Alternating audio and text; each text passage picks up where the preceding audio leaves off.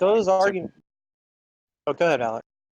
Well, I mean, it's true that you can conceive of, for any object, concrete object, you could conceive of it not existing. That's true in the sense that I can conceive of a world in which that doesn't exist. But it's also true that for any concrete object, I could conceive that it exists in all possible worlds as well. This is a urgent and final departure call for EasyJet flight EZY6401 travelling to Barcelona. With the last remaining customers wishing to travel on this flight, please proceed immediately to gate number 26. This aircraft has now fully boarded and is waiting to depart. Okay, so look. What you just said sounded incoherent to me, Alex. Because if you accept that there is at least one possible world where these things could not exist, then it seems ridiculous to say you could imagine it. No, he accepts it's conceivable. No, he accepts it's conceivable. Listen, there's good reasons to accept. That can't be. There's good reasons to suspect that conceivability doesn't entail or imply possibility. And the reason I was going to give for that is you can give arguments. There's famous arguments for like P zombies that can be formulated both ways. And so when you look at those arguments, they're conceivable on either side. Yet they seem to be conceivable on either side of the argument. Yet one of them certainly must be impossible.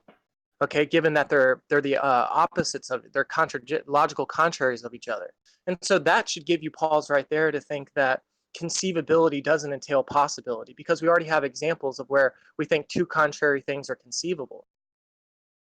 I would go even further than that. I mean, I think I can conceive of a contradiction being true. Oh, man. Well, bets are off now. I'm saying, like, oh, man. We could use that as maybe we just try to defend this before we go that far. But the point is just that conceivability is ridiculously broad, right? It's broader than any other modality. I mean, pick a modality. I can conceive of that being something about that being false. So I mean, there's kind of a priori argument that conceivability outstrips any other modality right there. So conceivability is a poor guide to metaphysical possibility. Hey, Jack, are you there? Please proceed immediately to gate number 26. What do you think about what Alex just said? Of this aircraft. I don't know what Alex means when he says that the contradictions can be true. Oh, wait, Alex, are you a pluralist when it comes to logic? No, I don't think so. Oh, okay.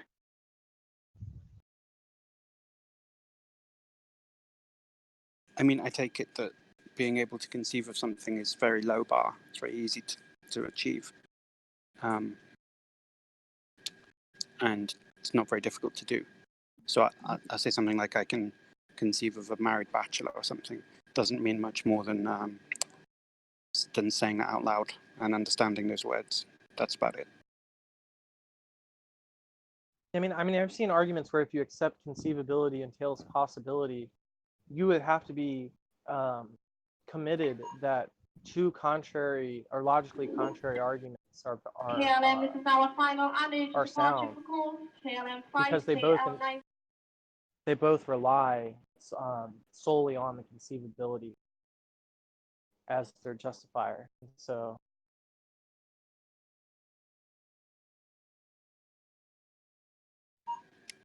I think Jack's objection is that he doesn't understand what it means to say something like there's a contradiction. But I think that it's conceivable that there are things that I don't understand.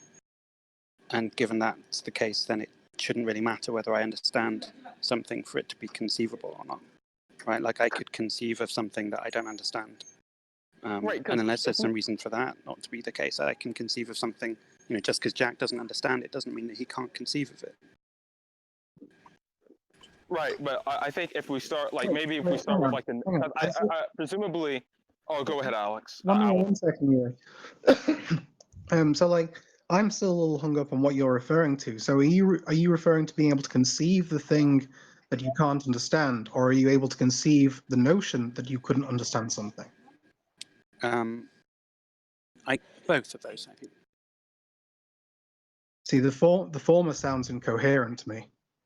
Like if we're talking about understanding as some sort of like, we're not just saying understanding as some sort of justification for a thing. We're talking about like perceiving it, right, or like conceptualizing it. Right. So he might not know how to picture a contradiction, say, which fair enough, but that doesn't mean he doesn't know what I mean, or that he's not conceiving of a contradiction anyway. When I say something like, if I say the liar sentence is both true and false, right? There's nothing inconceivable. Like the brain isn't like stymied completely from conceiving that. Feels to me. Well, I think there's a difference between like conceiving as something and like recognizing, right? Something, Yeah. right? So like we can like recognize a contradiction in our mind, can try to formulate a model, right? In order to like understand like the contradiction or something, right? But we don't necessarily like we wouldn't say we necessarily like conceive of it. I don't think. Like you can't conceive of like a square circle, but your mind when it says square circle, like it tries to formulate, you understand what's being talked about, but your mind tries to formulate a picture of what that possibly would look like. Right, but so it seems to me that, I mean, if you say something like square circles are impossible, right, that I have to conceive of the thing in order for that to make sense at all. Like for me to agree, it's true that they're impossible, they couldn't exist. It has to be something that I can conceive. Right? If it was inconceivable, I wouldn't be able to make any evaluation of it whatsoever. I mean, how could I even agree that it was impossible? So it is conceivable. Almost anything is conceivable. In fact, it sort of feels like it can't be anything that's inconceivable, because you can just say something like an inconceivable thing.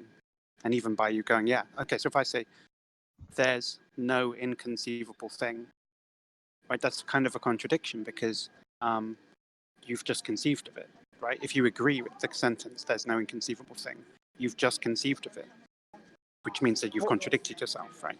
So it must be the case that everything is conceivable. Well, if we're defining, it just seems like at that point we're just conceiving what we mean by conceivability. Because right, when someone says something is conceivable, I kind of picture that to mean that like if someone was to say, can you conceive? But if someone was to tell me that they could conceive of a square circle, right? Mm-hmm. Then presumably I would have that person draw me like what a square circle looks like, right? If it's conceivable, right? So I can like gain that conception.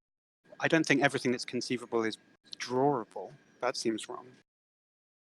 Okay, why would that's that be true. the case? That's a good point. It seems like Well, I think you're it's conceivability. equivocating when you're saying that you can conceive of a contradiction. Like if someone's conceiving of a married bachelor, it seems like they would just be equivocating on what married or bachelor is to conceive of it. So Think they're not about really what it means to conceiving of the conceive. concept. It's about conception, and you need to be able to form a concept. One of the ways we do that is to think about what the thing we're referring to actually means, right? And the meaning, looking into the meaning of something gives an analysis of something to some degree. And that analysis itself from the meaning can be a big picture of the conception. And so like I think Alex if Alex is saying that, we know what these words mean and we can conceive of them insofar as that. I mean, maybe that, because I mean I feel that way. You can conceive of married bachelor. Yeah, I know what it means Without for there to be a equivocating? married bachelor. I know what the person is saying when they say that. I know what it would be referring to. What would it be what it could be. referring to? Well, it's referring to a guy that's an unmarried man who's not that. Okay. And so I know what it means to negate that type of thing. And for it to be, and so I mean I know what when they say, an unmarried bachelor, I know Just that they're seem like just you're trying to invoke. equivocating. Wait, Layla, I understand what he's talking about though, because Vic has brought this example up to us before, because Vic used to hold to my notion of conceivability until he came in one day and talked what Malpass is talking. So I think I understand what they're getting at. I just never been able to understand it fully. Wait, are they equivocating though, Yuri? I don't think so. No. Equivocating is where you use the same word with two different meanings. Exactly. Yeah. So we're certainly not doing that. Right. Yeah, basically, What it's that using the definition to then say that you're inferring that there's something to be conceived, even though you can't necessarily describe it or be able to picture it or like conceptualize it. You're getting like that there's something to be perceived. I don't know. I guess I'm just not getting it. Look. Oh, go. Sorry about that. I mean, Well, there I mean, doesn't there's have to good be reason. anything. There's very good reason to think that you can conceive of contradictory things. Well, I've already given you one of the reasons. There are arguments for p-zombies that can be formulated both way on conceivability, and Yeah. so and both of those arguments are just as valid and just as sound as the other, and they're meant to be a type of argument to show that they're both bunk. Okay, and what it shows you is that you can equally conceive of two things that are logical contraries of one another. And so that just shows you, that's proof positive right there that you can conceive of contradictory things. But even more mundanely than that, you can just happen to hold two inconsistent views, right? Everybody does that all the time, right? Everybody. And obviously, what happens is that when someone points that out to you, then you've got a decision to make about like, well, which one of these two am I going to jettison or whatever, right? How do I reconcile this? But you might not do either of those two things immediately. You might then, even after someone's brought it to your attention, not know which one to drop and then continue to maintain that psychological state of holding both beliefs at the same time. So it's not even unusual to hold beliefs like that, right? You might be committed to changing them at some point when you figured out which one to drop. But like, it's not like we're all occupying merely consistent states of mind all the time. We all have pockets of inconsistencies, whether or not we've brought them to mind or done anything about them. So the idea that it's forbidden a psychological state or something is just wrong. It seems to me it's part and parcel of everyday life to have those types of states of mind. Inconsistencies are just weird parts of mundane thought processes. So they're not. I mean, the idea inconceivable, it just seems wrong to me. So it's a whole model that just seems misconceived. The dual idea reminds me of like y equals the square root of x, and so like, what is it? Is it there? Is it -1 or 1? Like, what is it? What is it? Is it there? Is it not? Like, what's the answer? And so like, you don't know from that. So, but the equation infers that either one could be true, and that you could hold both at the same time.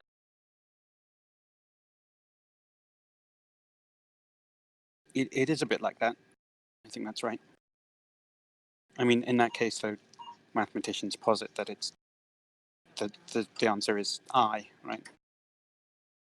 Usually that's when it's the square root of a negative number, but if you have the square root of x, if you have the square root of x, it could be a negative times a negative.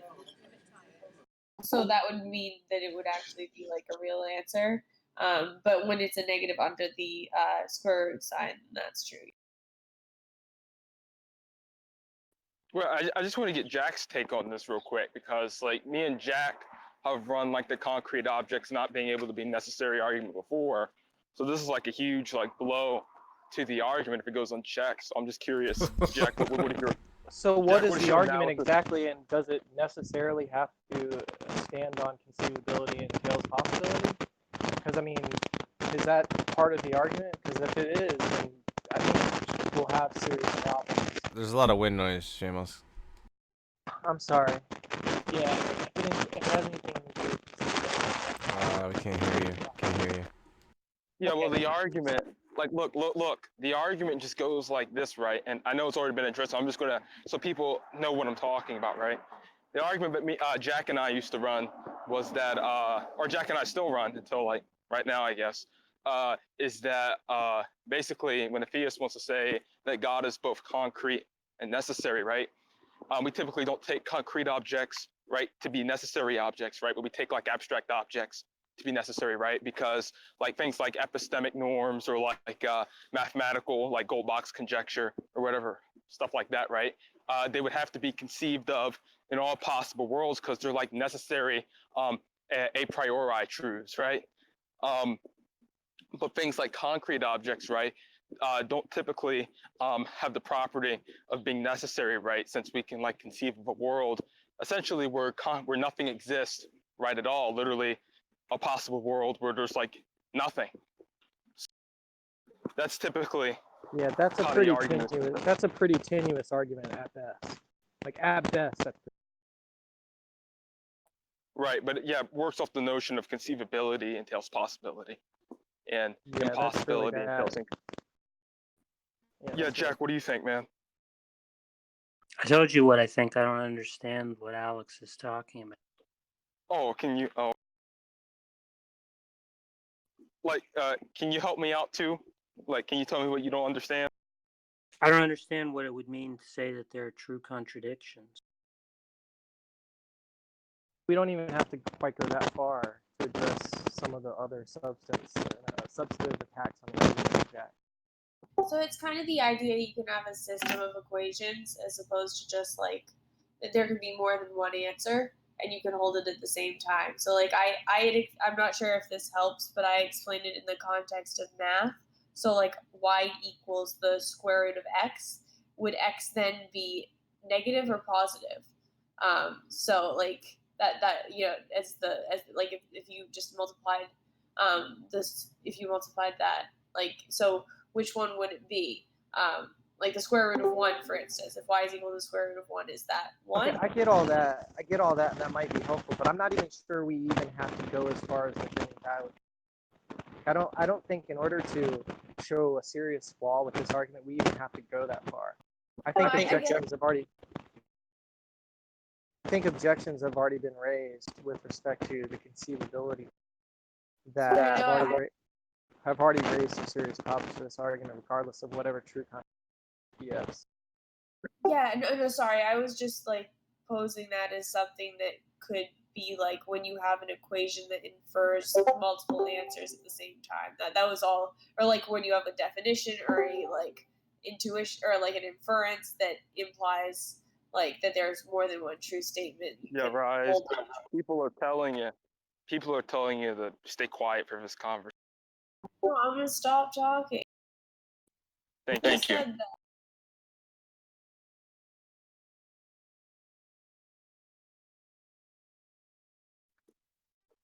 You're welcome, guys.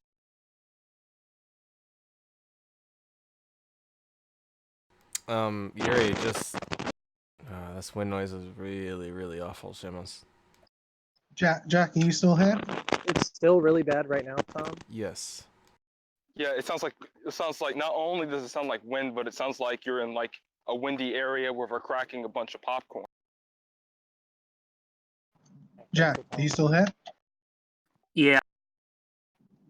Right. So, like, from what I get, Alex is getting at, do you take conceivability to be indicative of truth? Oh. Because I think Alex is saying that you can conceive contradictions, conceive of contradictions.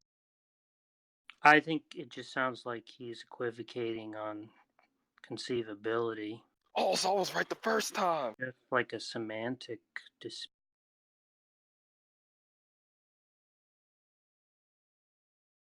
I mean, it's hard to understand. Like, let's say that conceivability is a type of notion that can't contain.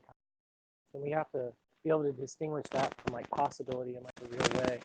So, what is your view of conceivability, Jack? I can't hear what Seamus is saying. He asked what your... I mean, I agree. That's what it sounds like to Jack. He asked what your idea of conceivability is, but Jack's idea of conceivability seems like there's an entailment of the analysis of the concept and whether or not it has a contradiction.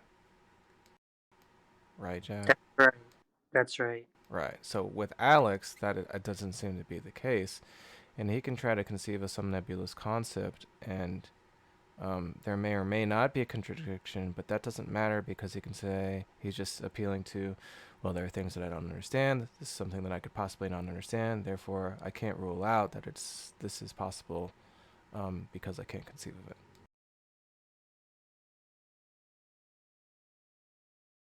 So So to be clear, Jack doesn't want to allow a notion of conceivability that allow for contradictions to be conceived. Is that true? Or Look, I don't look. I think the point is, I don't think no, the is issue. that true or not? Is that true or not? I'm asking a straightforward question. Well, look, I'm trying to answer, right? So look, I just think under our view, right, I don't think it's interesting to say that a contradiction is conceivable. It seems almost trivial, right? But typically when we talk about conceivability, we're just talking about how we analyze or conceptualize that object or that proposition, right? I'm not talking about conceiving of the proposition within itself. That notion almost just seems trivial because I think everyone in this room, right, can conceive of the proposition. Well, I'm trying to go somewhere with this. Okay, Monkey Boy, I'm trying to go. Look, I mean,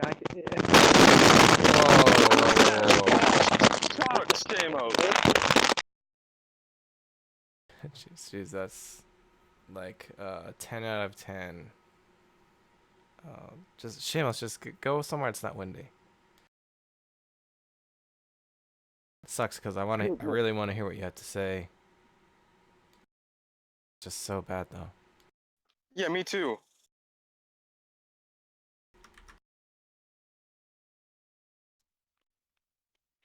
By the way, Tom, have you been looking at those motherboards recently? I've already been playing around on PC Part Picker and stuff, you know, at the various motherboards and stuff like that, and how much they're going to cost.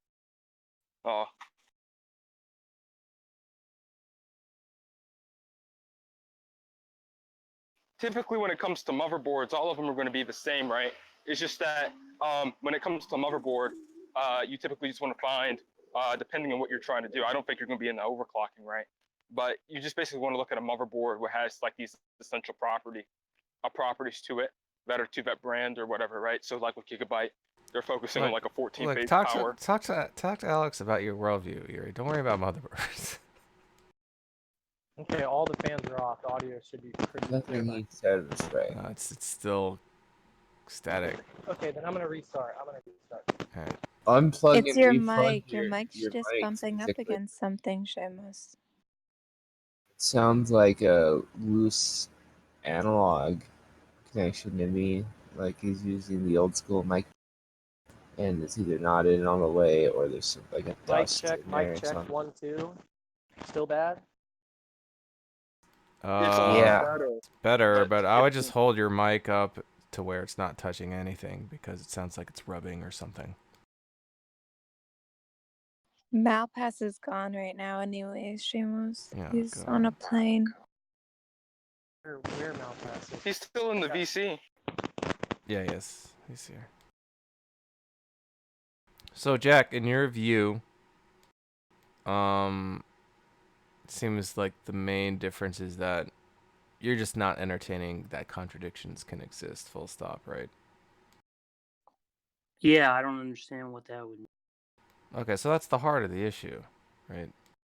It wouldn't matter if... That's the heart of the issue. Huh? I said I personally don't think that's the heart of the issue. Seamus, we went back to garbage. Well, it's that and the equivocation on conceivability.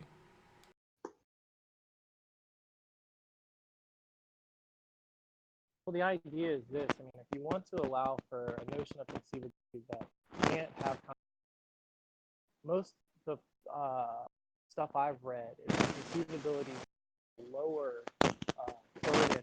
No, it's not working. No.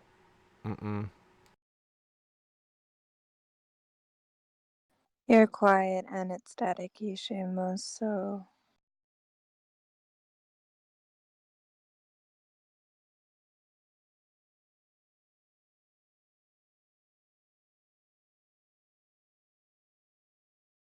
While we're waiting, hey, Mr. Malpass, what are your feelings on physical?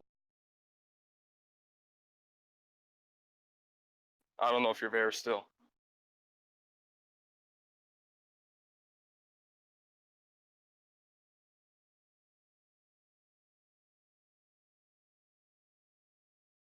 He can't speak right now, Yuri.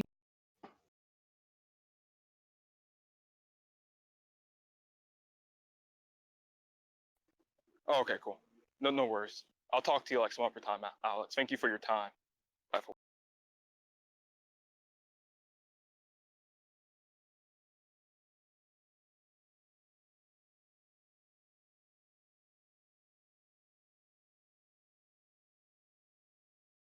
Yeah, he just said I can conceive of a contradiction being true.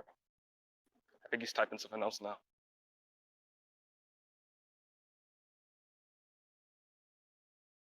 He says, I don't know. That is like, that, I don't know that it is like metaphysically possible for it to be true. Maybe it is or not. Yeah, we can read. Well, no, he wants, well, I'm going to say it. Well, I can do what I want, right? Because Jack may not necessarily, because Jack's schedule, right? This conversation's for Jack. Too, I'm going to read it. So Jack, Fuck. Well, I'm driving a truck, so I can't read it, so I appreciate you reading it. oh, no problem. I was going to read it anyway. I'm not going to let people tell me what to do. Don't worry about that. All right, then read it. Yuri, we have to breathe. Hey, Tom, how you doing? What's up, Bob? He said so conceivability outstrips metaphysical possibility, it seems. What's about it? Oh, Josh just said he understands Alex's notion of conception. Josh came in out of nowhere. Oh, he said he doesn't. My bad. He just corrected himself. He doesn't. So Malpass is saying, so take some example of something metaphysically impossible, like creation ex nihilo.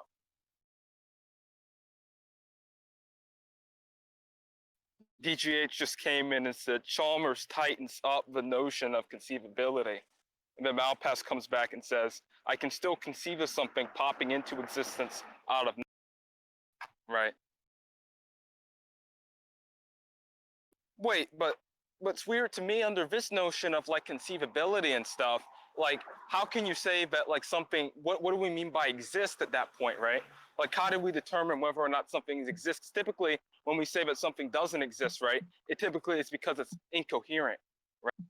Or like it just doesn't exist in like our world or whatever. That's typically what we mean by something doesn't exist. But if contradictions can be true, then why can't it doesn't matter what any argument you give against the theist, it just means that their concept can exist, even if it has incoherent properties. But what would be the justification for saying that creation ex nihilo is metaphysically impossible? I don't know, but I trust Malpass's judgment on him saying. Well, you couldn't appeal to conceivability, right? Right.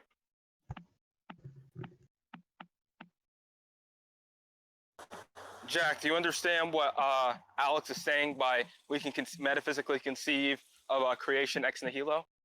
I think he's just saying it. Well, no, actually, I don't, because normally when people say that it's possible, they just mean it doesn't contain a formal contradiction. Right. But he's saying that's not what he means by conceivable. So I don't know what he means.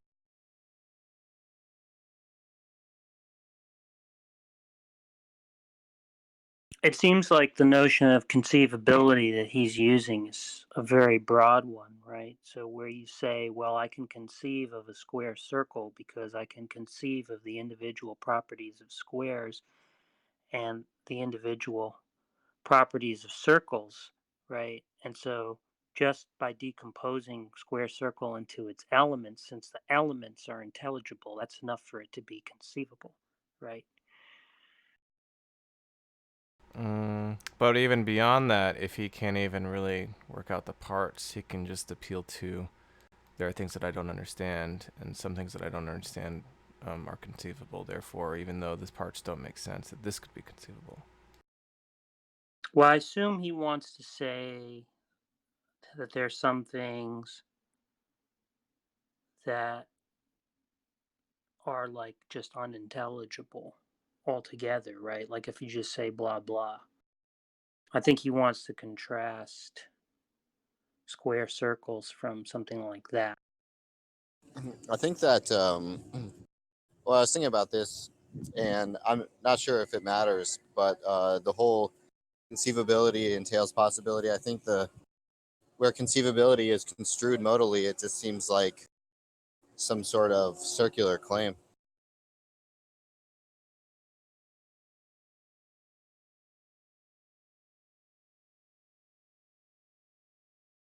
Do you understand why, Jack?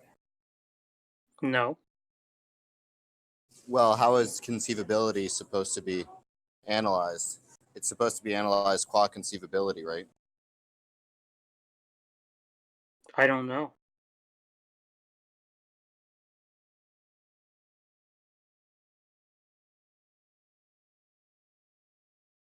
Sorry for my ignorance on this, but what do you mean by qua conceivability? Via conception. What? It means you're supposed to conceive of conceivability as being conceivable. So your notion of conceivability is parasitic on itself. Like you can't have an inconceivable notion of conceivability, right? Right.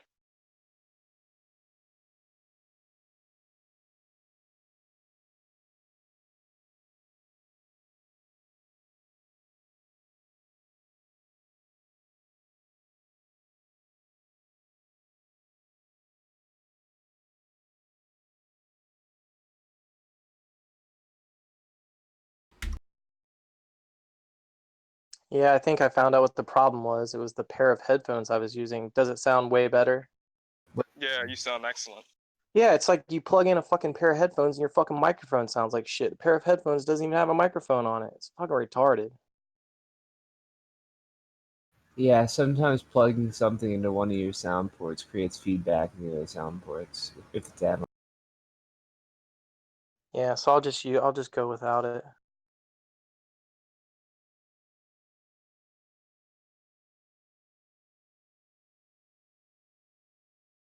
Yeah, because this, Josh, this dispute started when I brought to Malpass, because Malpass was curious why I didn't think concrete objects could be necessary, and I gave him the argument that we always, and that's how it started right there.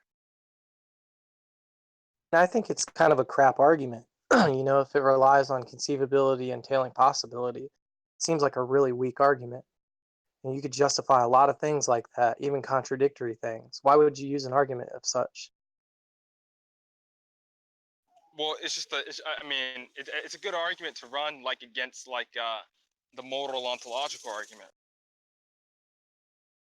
Yeah, I'd have to pull up the paper to read it more precisely, but I could give you a paper of where you could conceive of P zombies and their logical contrary, and you know, most people take that as grounds to dismiss both of those type of a priori arguments against physicalism, and but um, because that if you accept that conceivability entails possibility, they both seem to be, unless you could give a reason why one of them is conceivable and the other one's not without begging the question, it seems like all those things are kind of tenuous because you can conceive of multiple contradictory things. So I mean, it seems, but the view that you guys were forwarding earlier is that you want to have a view of conceivability that can't contain contradictions. And what I was going to ask you is, most of what I've read on conceivability, which is very little, seems to be, it must be a lower standard than possibility, right? And it must be an even lower standard than possibility to make, because you're conceiving to infer that it's possible, right? So it has to be. And so the idea is that you need to you need to be able to distinguish between what you mean by possible and what you mean by conceivable in a meaningful way. And I was wondering what that was. Josh wants to answer, or whoever, it would be fine. Right, and just to add on too, because it seems to me, right, if we're disagreeing with the notion of conceivability, right, then it seems like also, what do we mean when we say necessary? What do we mean when something's a necessary truth, right? Can there be like necessary contradictions if contradictions can be true? I don't want to go. You guys can talk about the contradiction business with Alex, but I have not forwarded nor am I attempting to defend that view. So don't bring it up again to me. Oh, sorry about that.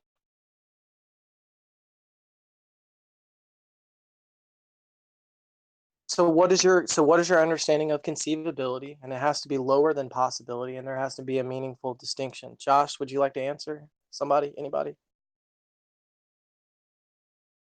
Jack, are you there? Yeah, Are you going to answer Seamus's question? I just take conceptual possibility and logical possibility to be synonyms. Okay, then it means it seems to be. I don't know if I heard that right, but if that's the case, when it seems to be weird to try to move from conceivability to possibility, seem to think they're the same thing. If you're using an argument to say, oh, it's conceivable, therefore it's possible, but you seem to think the notions are the same, it seems to kind of. So now you're just saying it's possible. I don't know what you mean. I don't know what you mean by possible.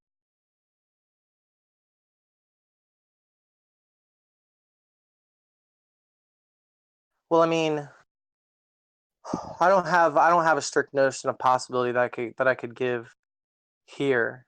So yeah, there's that. But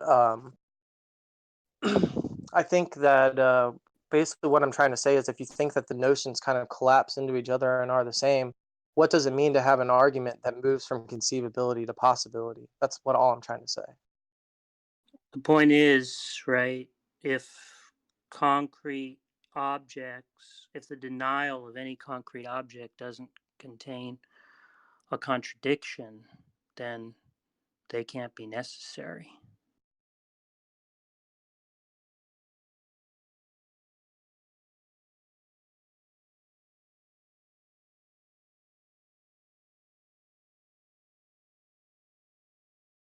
Yeah, I think I agree with that, but I want to think for a second how that relates to what we're talking about here. Yeah.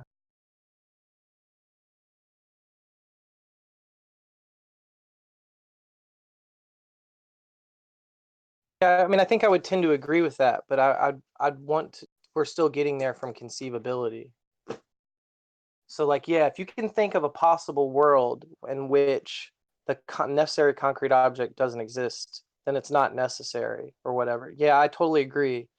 But the reasons we're getting to get there are conceivability, once again, which seems to collapse back down to possibility.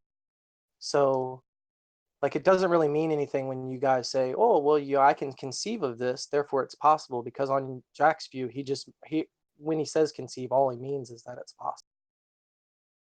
It's kind of a weird notion. I don't have any more to say on this topic.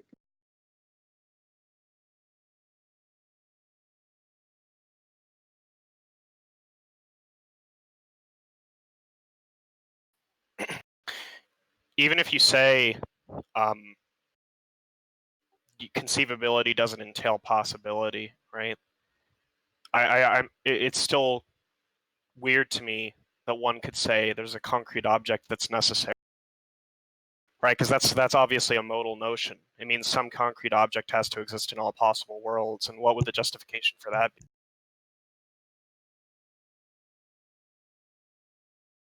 They're forwarding an idea that concrete objects can't be necessary.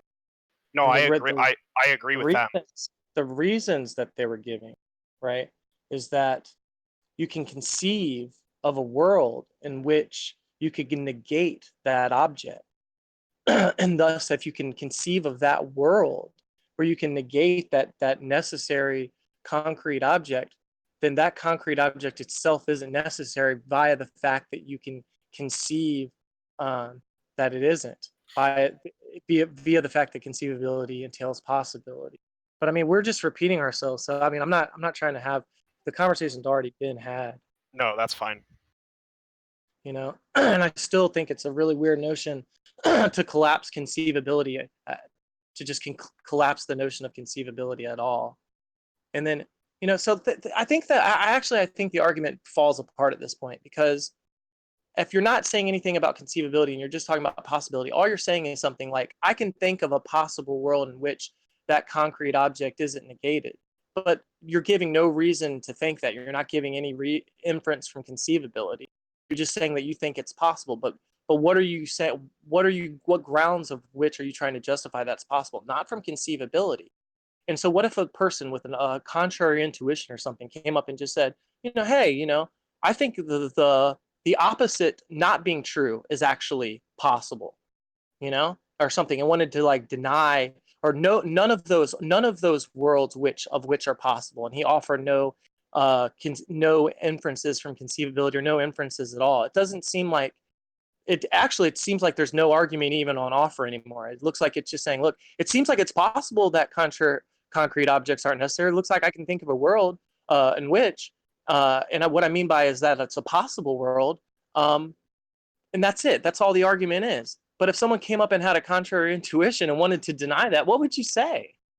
I think it's all gone now. I think it's completely firebomb now. You guys are done. If you just drop the notion of conceivability, it just all splatters on the wall like terribly. Well, I mean, why couldn't you just say that logical possibility entails modality, and from that say something to the effect of, well, if you can't cite a concrete object that necessarily exists in all possible worlds, right? It seems to be the case that concrete objects are contingent. And if they say, well, you got to give reasons for those things, and the reasons from the get-go is that it's conceivable that we can think of a world with a concrete object that is necessary, and think of worlds in which that object doesn't exist. And that was the justification. Those were the reasons. You were trying to give those reasons. So what are the new reasons, if not those? Wait, no, I'm lost. Are you saying it's possible to conceive of a world where a concrete object would be necessary? No, I'm making no claims. I'm making no claims whatsoever. The people on the table have already made the claim of which is that there's no such thing as a necessary concrete object. All necessary objects are abstract objects, okay? And I'm questioning that claim, okay? And I'm saying, how do we get to that? How do we justify that notion?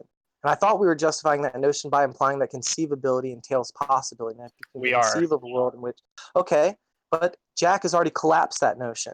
I don't know if you were listening or if you could even pick up the conversation from here on out, okay?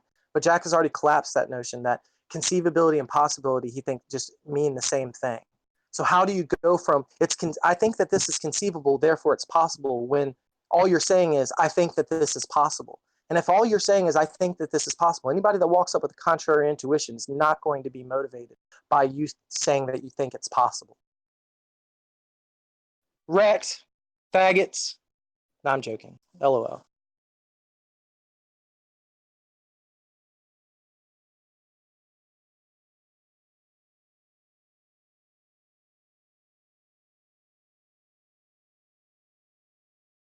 I'm not sure I understand the issue, to be honest with you.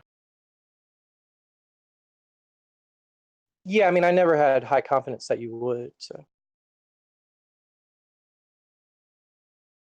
I may be simplifying it, but I think Seamus is essentially saying, how can you convince the person that can't have the conception? Actually, I'm making a much stronger claim than that. Okay. Well, do you think right? So, from the position, so because I don't know if it makes a difference, but I view having the conception, right, as entailing a sort of possible. Well, here's the weird thing. Like, does having the conception entail? It is going to entail like a possible state of affairs, right? I've had the conception. I'm in a world where that's possible to have. So isn't that going to imply some sort of I don't want to say truth factor, but like reason giving thing to believe that it's going to at least be a true state of affairs, whereas in the world where I can't have the conception, like I'm going to necessarily view it as false, or at least incoherent, inconceivable. Well, that's logic, but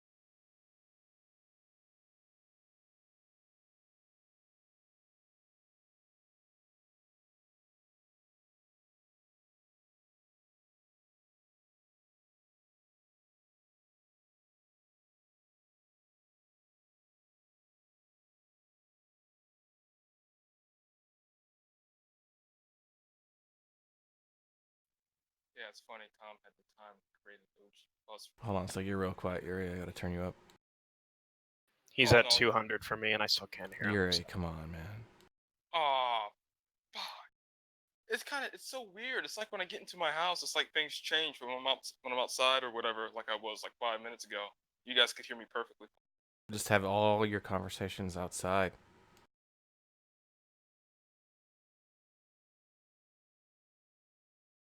You'd think that the Jackson family could afford. Shit. Oh, come on. Jack came out of nowhere, man. I mean, I understand that black people are poor, but the Jackson. Tito and Latoya gotta have some money upstairs somewhere.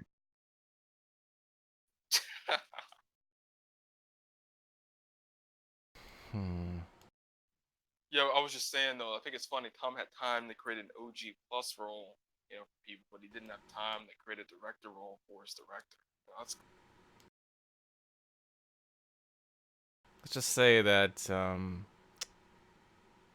when the loyalty of directors comes into question, sometimes caution is prudent.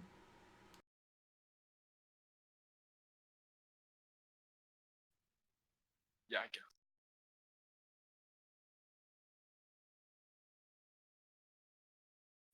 Oh, Nadia's on.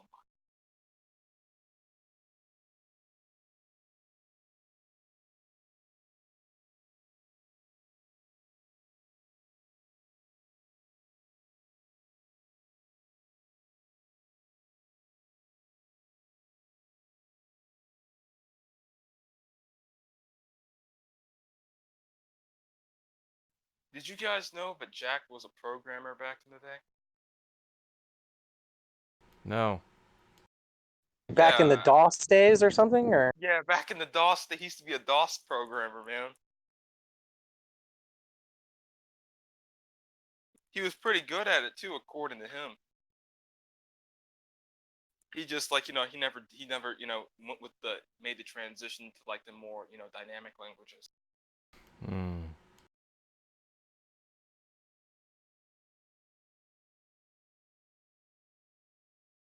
Yeah. I mean, Jack still prefers like film and stuff too. He's kind of old school. Do you prefer film though, right? Would that be safe to say, Jack? I know you'll watch digital and stuff, but I think you prefer film. Well, it's not as though I've never seen digital that I thought was comparable. Like some directors and cinematographers know how to shoot digital. So like most of the recent David Fincher movies, like Gone Girl and Zodiac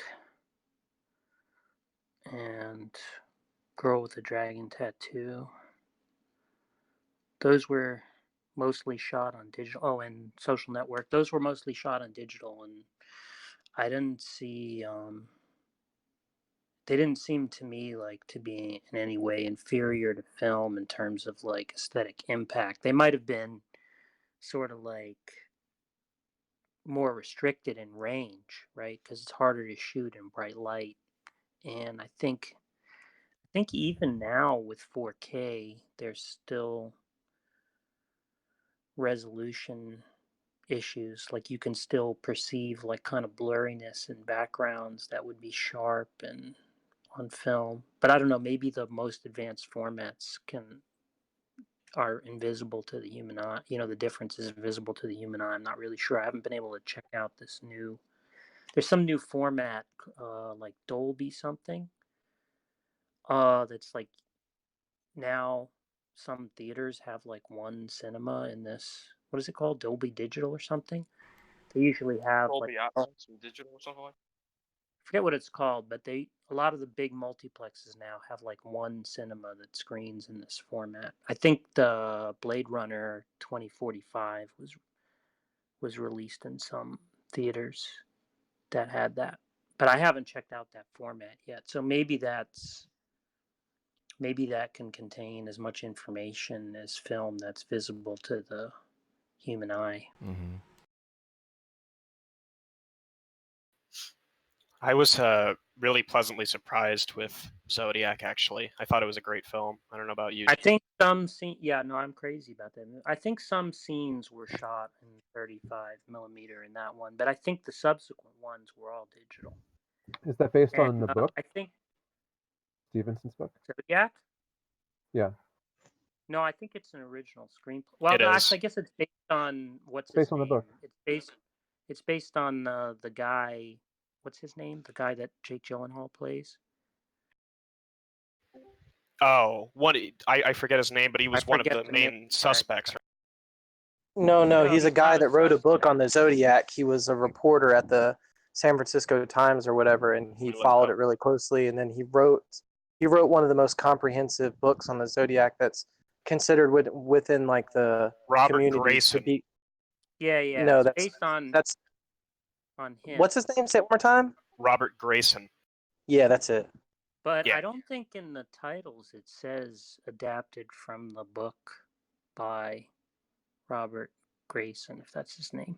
I think it is, because the art and everything is the same. Sort of is, sort of isn't. Like you can tell, like the ending where he goes down into the movie guy's basement. That's all ripped straight from his book. But there's like other things where it's kind of both.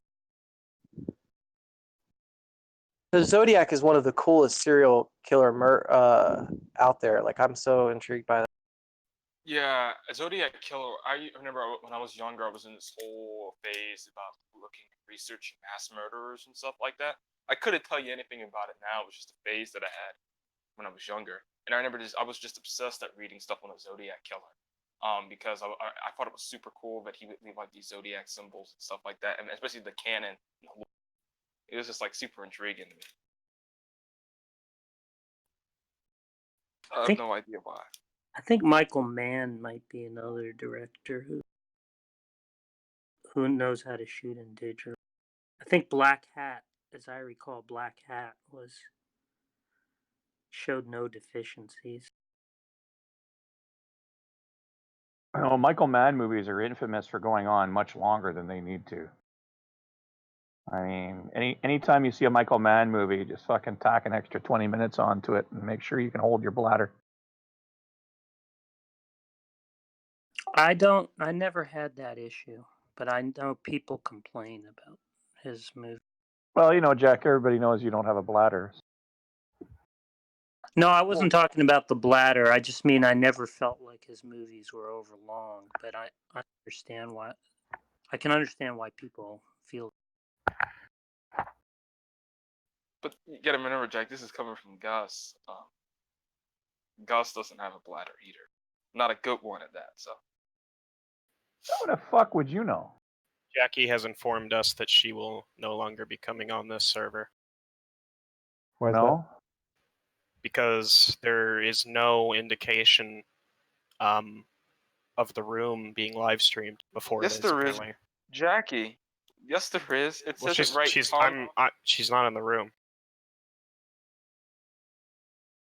And I understand the name of the room has changed. I'm just repeating what she said.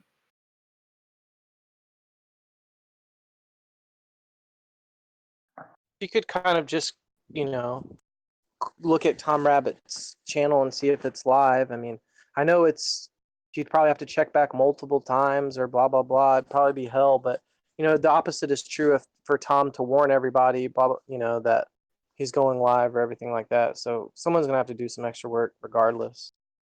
Doesn't the name of the channel being streaming give people sufficient notice?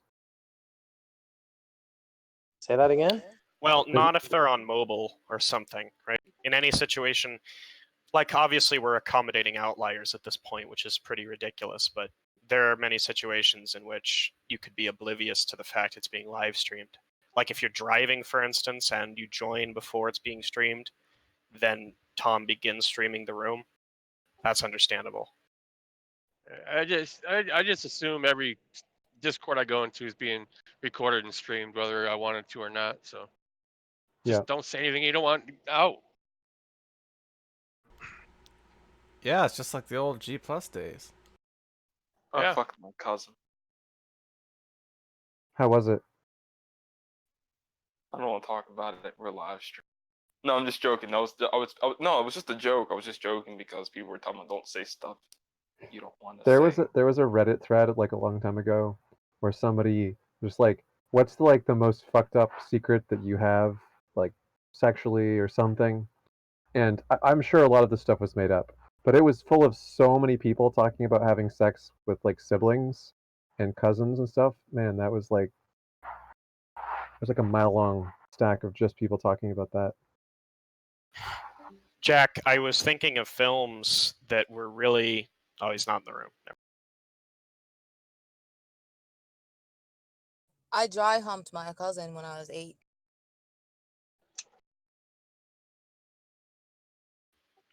Fascinating. But I don't care if that's a stream. Yeah, I remember there was one I thing picture you doing a lot worse, but I remember there was one thing I did do, but I was young at the time. I didn't know any better. I grabbed my cousin's nipple. That was I didn't know any Yeah, better. we were both confused. We didn't know. We thought we were being cool. Like we thought we were having sex or something.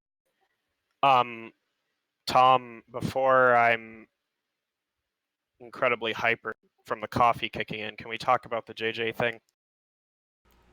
What do you mean? Well, it was just frustrating yesterday that he muted me 3 times with no apparent reason. He gave an explanation for the last one, right? Saying something like, oh, well, he has me locally muted, which wasn't the case.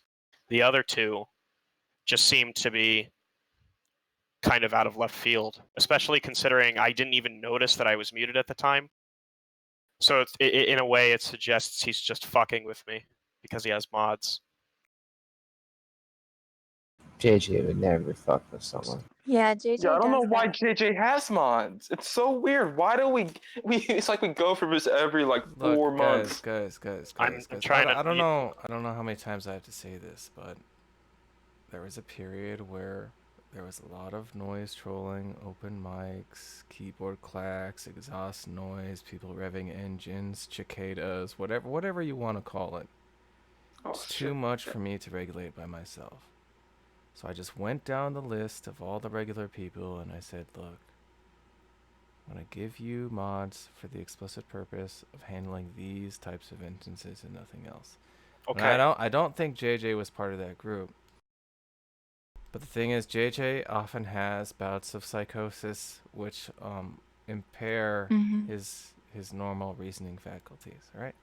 If JJ's having one of these bouts of psychosis, which is perfectly normal, I mean, he has a cyclical nature of psychosis, then we can look into it. I can talk to JJ about it, okay?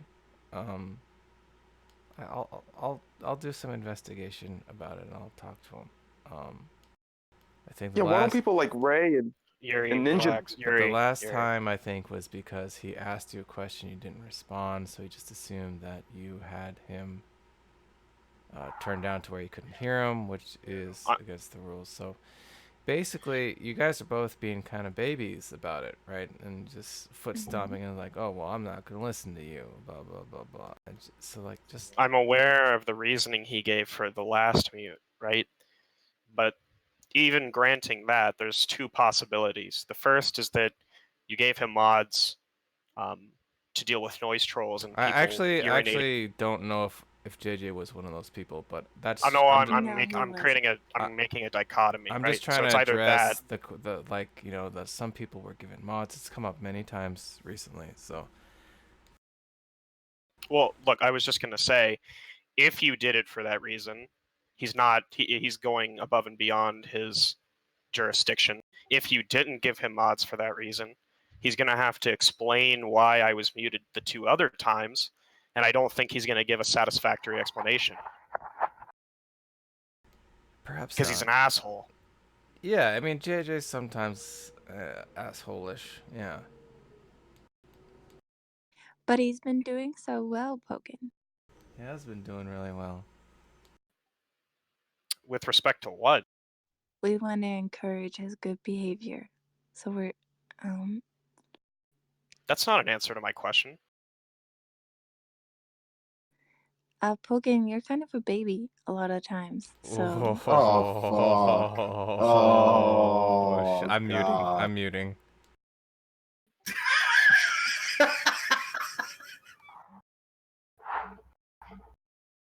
Oh shit! I just realized that psychosis is a real condition. Shut the fuck up, Yuri. Sorry about that. I just realized that. I just mean like Pogan, you're regularly turning people down, so when I hear that you got muted, it's like, well, yeah, he has been regularly turning people down, so it's Yeah, but this is just inevitable you. that Look, he's this is gonna just get you. muted. This is just you poisoning the well and not answering my question. Hold on a second. I gotta ask Yuri. So up until now, like in your world, psychosis and something like the T virus were both on. They were like in the same realm of possibility. I guess. But wait, I don't even know what is T virus. I don't Wait, even know why what were T you virus laughing? is. Why were you laughing then? Oh, because it was just funny. For some reason, the word when you said T virus, I don't know, it just sounded funny. And then everyone started The laughing. And then my mirroring T around. virus is a fictional virus from Resident Evil, which like turns people into like horrible monsters. Oh, I see. Yeah. Never mind, Yuri. Sorry, I never played a lot of those video games when I was younger. There's like 8 different movies. Oh, come on, man! I never. When would I have a chance when I was younger to watch those movies? You know, I was raised. We never watched that stuff, so I don't have like the same background on a lot of things as you guys. Never mind, man. Declan got it. That's all I worries, care. man. That's all I care. Declan understood. No worries. I'm gonna catch up, guys. I'm gonna catch up and watch all these shows and stuff I missed.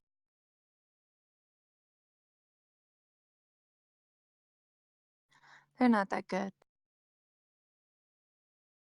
Yeah, but go ahead, Pogan. You were saying something to Ellie.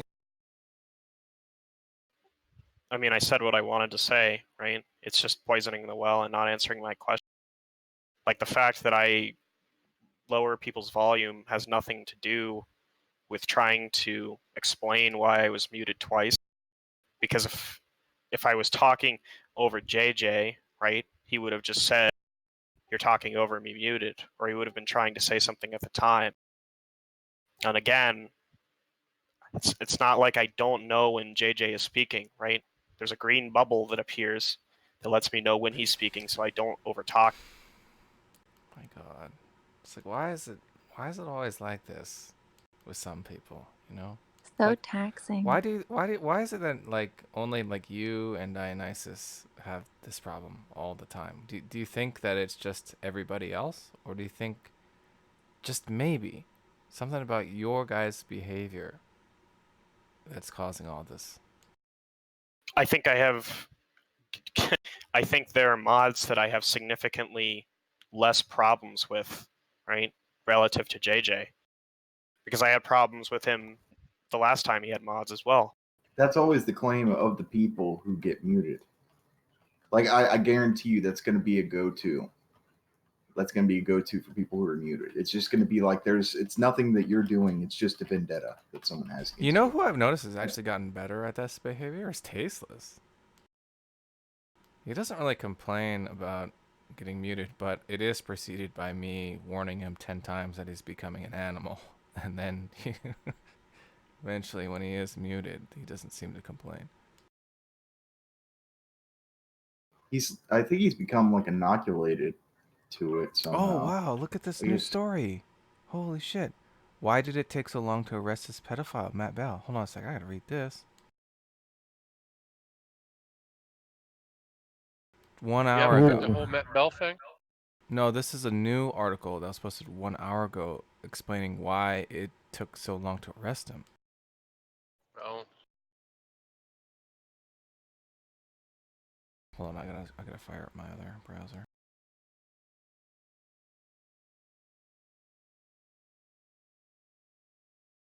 There's quite a few people that need to be updated to OG Plus tags that don't have them. Lost Soul needs one. Ray Panda needs one. Sue Tech needs one. Coffee Smug needs one. There's probably others. Holy shit! This is where did they get this information? Hold on, I'm trying to read it. I'm trying to show it on stream real quick. Here we go. Bob needs one. How's it going, Shameless? How Pedophile you been? Matt Bell. Yeah, I'm good, man. I'm feeling better. I'm doing great. Thanks. How about Cool. you? Everything's going good, except for I had to get my hips replaced. But other than that, everything's good. British authorities failed to arrest a pedophile for 18 months after a tip-off about him. Fuck, who was the tip-off? Dude, if the tip-off was someone from our community, that is scandalous Had to be. AF. The National Crime Agency was warned about the activities of Matthew Bell. National Crime Agency. In September of 2016. But he was not arrested until March 2018. Bell continued to pay to watch the abuse of Filipino children until at least April 2017, court papers show. The NCA said there was not enough evidence to arrest him initially, but it, quote, acted swiftly when more emerged. However, the chairwoman of the House of Commons Home Affairs Committee said the case was deeply worrying. Matthew Bell from Irvine, North Ayrshire, is thought to be the first man in Scotland to be convicted of live streaming the sexual abuse of children. Earlier this month, he pleaded guilty to 5 offenses. Judge describing his crime as being of the utmost depravity. Blah, blah, blah. This is some stuff we already know. What were you going to say, Ray? It goes into how he was caught. Oh, really? It was an investigative journalist. And Tom, just read it. We try and get this. Let's see if we can get in contact with this guy. Okay, hang on a second. Oh my god, if we got in contact with this guy, okay. I got a question. You guys remember when Matt Bell used to brag about doing his kung fu and winning his championships? Did he ever do that in the Philippines? I thought he did. I have no idea. But we can now reveal the NCAA was first warned about Bell in September 2016, 18 months before he's eventually arrested. But after BB News brought forward extra material, officers were able to develop intelligence about the case and act quickly. The BBC? That's weird. Story starts in Scotland, but a small town near Brussels, Belgium, and a man called Peter Dupont. Alright, we gotta find this guy. He's an investigative journalist who wanted to find out more about the live streaming gangs in the Philippines who abuse children for the benefit of Western pedophiles watching via. Holy moly. It's a huge growing problem. Children, even babies, are being sexually exploited for cash, often by their own families. So Mr. DuPont went undercover and infiltrated a group based in Ligan in the south of the Philippines. Holy shit. Mr. Pot was called by an unknown Skype number and stumbled into a group Skype session. On screen was Bell, sitting in his flat, 25 miles from Glasgow, directing the sexual abuse of an 11-year-old girl. Oh my god. That was one of the most gruesome things. He was enjoying it very much. He was laughing the whole time, Mr. DuPont told the BBC. Horrified, journalists took several screenshots of Bell and dropped the call. Here's a picture of Mr. Yuri, this is your job. You gotta get in touch with this guy, okay? Yeah, I already been Googling his name. I'm searching for him right now. He's got a website about this particular project. I've sent it to you, Tom. He has no idea. None of them have any idea. None of them have any idea about this guy. Mr. DuPont continues work gathering evidence on numerous foreign pedophiles. He's also writing a book and making a documentary with the help. Oh, he's gonna want to know about the Christian part of this. Oh. Yeah, Tom, that's his website there in your PMs. That's the website for this project. Send the website to me.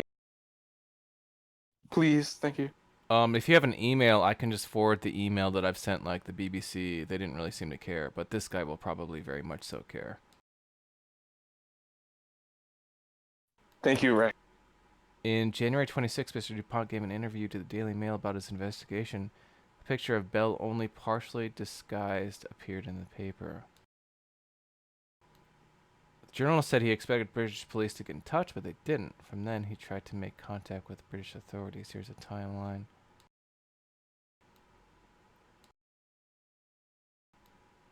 God, there's a lot of people that he got in touch with, and he basically got blown off.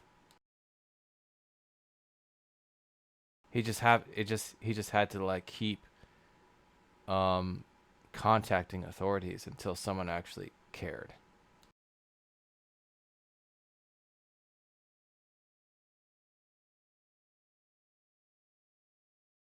Yeah, we can email them. I'm gonna write emails right now. Tom, just let me know because I don't know how you want me to do this. Just you want me to just take full control of the email, or do you want me to kind of guide me? I just need the email address, and then I can just literally forward it. It's fine. That Just PM it to me. info, Yuri, that one isn't his. That's the production company that made the documentary they're referencing. So I'm gonna try and find this documentary, like a rip of it, but I don't know if it's only been shown at festivals. Okay. So that then there's a press link in there as well on that website. Oh wait, listen to this. Mr. DuPont sends CEOP, I don't know what that is, probably some law enforcement, a statement about how he found Bell, along with email addresses, Skype ID, pictures, YouTube videos, and Bell's date of birth. He never hears from CEOP again. What YouTube videos?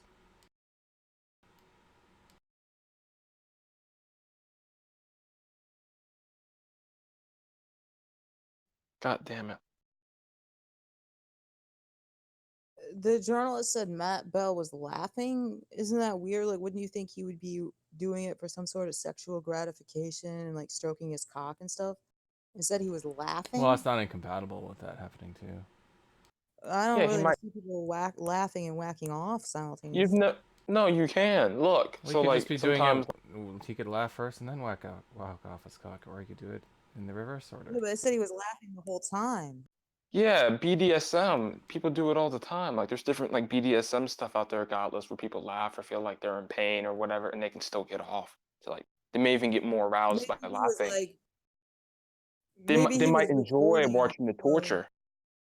Maybe he was recording it, so like he was laughing and then was gonna masturbate when he went back and watched it. It's not incompatible, godless. You can masturbate and laugh at the same time. I wasn't saying it was possible. I was just saying it doesn't seem like something that would happen. Yeah, well, pedophiles aren't necessarily a normal thing. None of this is normal. So a big element of this story is that there's a lot of they're investigating and really addressing the problem that came to light, that it took so long for anything to actually fucking happen in this case, especially when it was involving children. So that's probably going to change a lot. And then it says Bell will be sentenced next week, but questions remain for the NCA about why it took so long to catch him and how many children were left at risk. Wow. Oh my god, if we talked to this guy, it would be huge. Okay, let me see. Did you DM me the email? Ray's still gathering He's got emails. a LinkedIn, but I've got to make sure that it's his LinkedIn because there's a bunch of fucking whatever his names are, and I don't know if has anyone got a LinkedIn account where you can see their email address.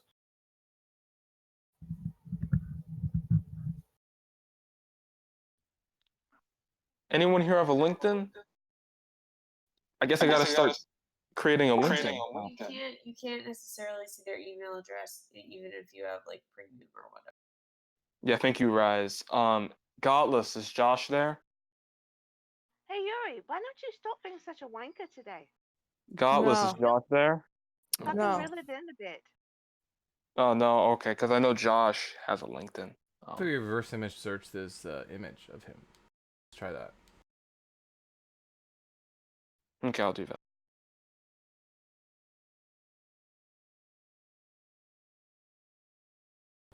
You need to jump on it because Fiona and over there, they've been trying to contact and send content to some of the news organizations there.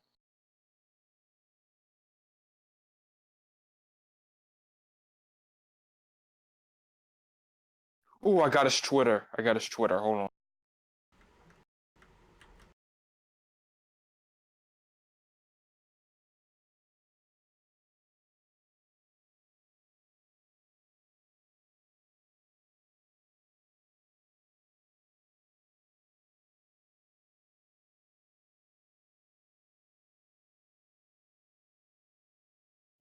What country is he from? Because this is gobbledygook to me. It looks like some sort of Scandinavian vernacular. Oh, we're gonna need to get Bun back in the server. Let's go. Can we get Bun to conduct the interview in that voice the whole time? Is to translate, please? Oh my god, that would be fucking awesome. Why did you do it? Yeah, she got chased off. She didn't really get chased off. She threw a mean, fit because people she got muted, and refused. then you wouldn't like. It's whatever, but she got muted, and then the entire server was talking about her. That used to happen to me all the time. Bun, Yeah, look, Bun would be fine if she was just like a background person who didn't insist on just constantly interjecting just about everything, right? That's fine, like, you know, but it was just too much, man. That and the voice, and just the constant interjections, all the talk about the voice, and it's just like. I'm seldom inclined to agree with Tom, but yeah, I found her. I wasn't complaining. Nothing to the server. I find her to add nothing to the server at all. All she does is excite low IQ orders. Claire, you're the last person to be talking right now. Why is that? Do I excite low IQ orders, or am I a low IQ? No. I'm just saying when you talk about adding stuff to the community. I think I bring a lot of more interesting conversations than just having an anime. Yeah, screaming into your microphone. Yeah, that's. When has Claire ever what? I only do that very rarely when someone's being exceptionally stupid. By rarely, you mean all the time. Wait, he's from Belgium, isn't No, that? by rarely I mean like maybe once or twice a Wait, is month. this the contact? You think? Yeah, this is the contact. Yeah, this is the contact. It has the picture. He has his picture and everything. Yeah, and he hasn't updated that since May. He hasn't mentioned the Matt Bell case at all. Wait, where's this picture? I don't. That's on another Dutch website or whatever the fuck he's from. That one that DDH has posted there. That picture is in reference to him in another article I found. So it's obviously when he's a lot younger. Yeah, he talks about trying to. I just can't believe, like, this guy had this, like, sort of pet project about this, and the guy that he caught just happens to be Matt Bell. What the fuck?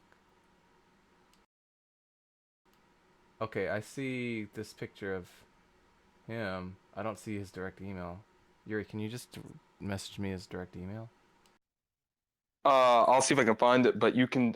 He has DMs open on Twitter, so you can directly DM. Okay, if you can want. you give me that? Sure.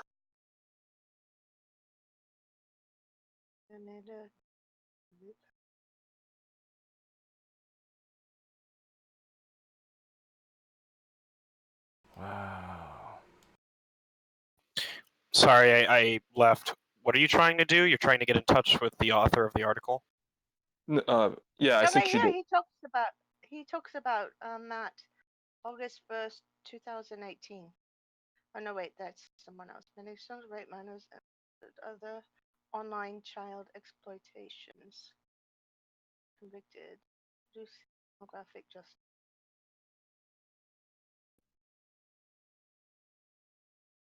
Yeah, I sent you his information, Tom. I'm gonna start looking for a. Oh, Char found his email. Oh, good job. Did that work, Char? Can you see it? I sent you all the information, Tom. That was the LinkedIn that I found, that PD unpot whatever. Where's 4. the LinkedIn link? Is that all right? There's that one, because that one says he works for the CEOP on that one. Or whatever the fuck that is. I might be getting the acronym wrong, so. Oh, let me see. It should be the same because it's the same handle for all of them. He is aligned with a. He doesn't work for CRP. He just basically reported it to them. So he's got a new Twitter which aligns with what CTech posted. He's in Brussels.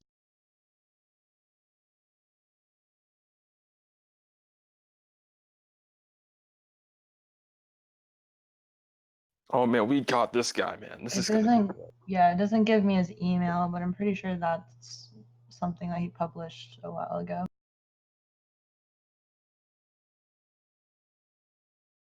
Is he Danish?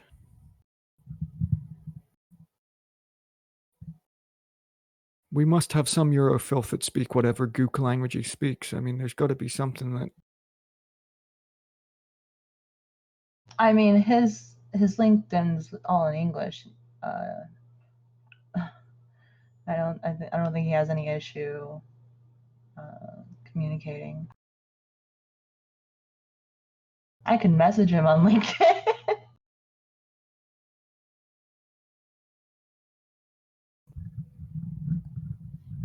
He just had his birthday.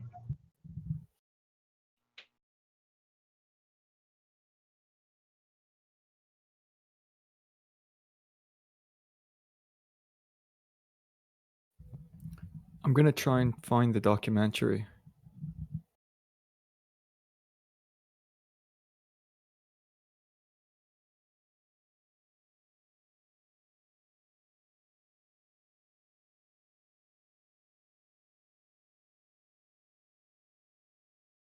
That's a good Photoshop there, penis tooth.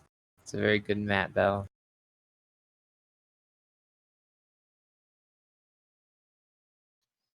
His head's a little big there. He seems like the kind of guy with a disproportionately large head.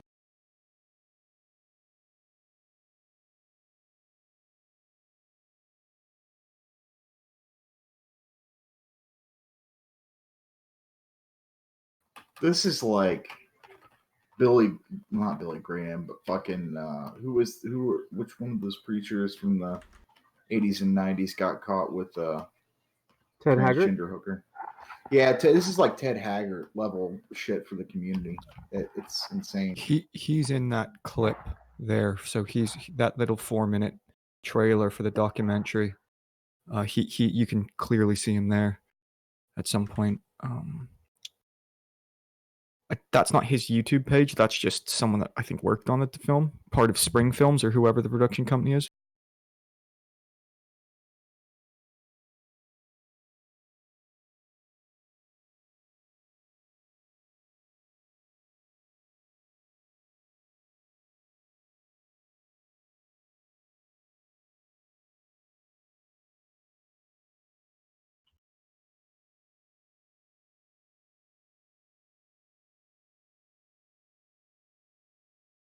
Shit, that clip from that is back from 2016. I mean, obviously, there's no mention of Matt Bell. It's just about the process of why this is happening and who it's involving. That one video of the girl being raped was from 2013.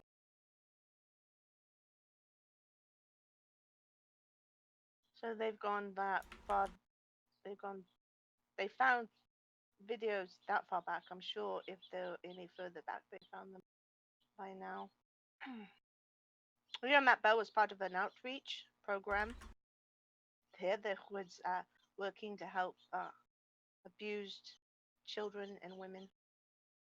And yes, he has been to the Philippines before. Bob is still there. Yeah, thanks. I thought so. How you been, Molly? I'm good. I miss G Plus when I could do driving with Bob. That was the highlight of my day. Yeah. No, I remember that I don't remember where he was. He posted a couple pics of him in the Philippines with trophies, going to Yeah, I know you. karate thing. Yeah, I couldn't remember the Philippines. I know it was in Mexico, and I could have sworn he's been in the Philippines. So Yeah, he has. did he make contacts in the Philippines then? And then was he actually involved when he was there too, you know? Yeah, exactly. Well, like I say, win in Rome. So I'm sure win in the Philippines, but I'm sure it wasn't solely for karate. But and he also, I remember he was talking about, he also mentioned the Philippines another time because he was talking about his Bible studies, or he didn't call it Bible study, he called it something else, but essentially that's what it meant, that he was, going there to spread more than, I guess. More than a good word. Yeah, more than a good word in the Philippines. Because that's why he had first mentioned. That's why he had been to Mexico. Was also that he, yeah, proselytized. Is that what he said? Maybe.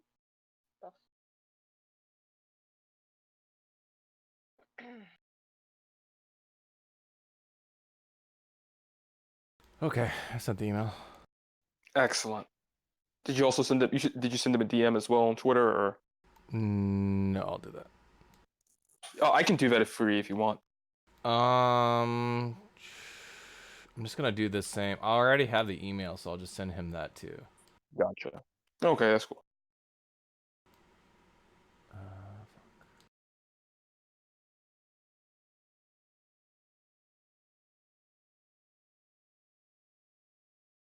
Yeah, that does look like a bit of Well, there's another pic, Helena, where he looks like he has rouge and whatnot on.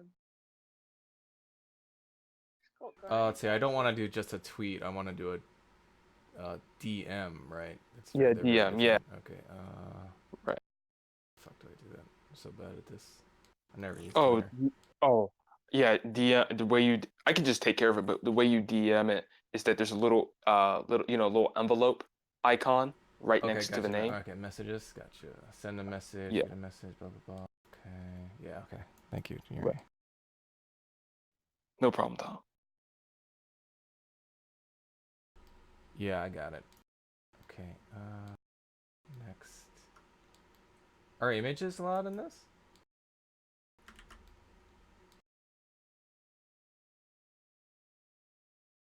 A Twitter DM? Yeah. Yeah, should be. You're gonna get a notification. He's gonna get a notification just like if someone sent you a DM on Discord. It's just gonna be for Twitter. So the person that ran the story on BBC has put up the tweet with their thing 1 hour ago. Do you want theirs as well? Their Twitter account? The person who ran this BBC story?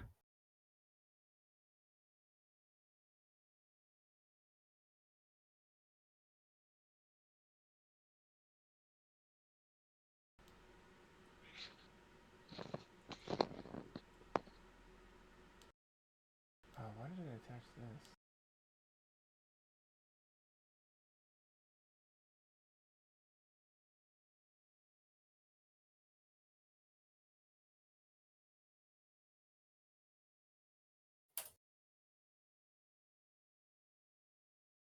Yeah, guys, what was the link to that documentary trailer that Matt Belt was in? I forgot. Ray, yes. You want to give me that too? Yeah, it's in your inbox. He's just posted the link to the BBC story an hour ago, so it's UK time. It's 6:41 Awesome. 6:41 here, so it might be a little bit past their working hours, but I'm sure journalism never sleeps. Yeah. So Yuri, if you go up to that link that's got the contact information in there for the production company, it's called Children of the Webcam. I can't find a copy of the documentary.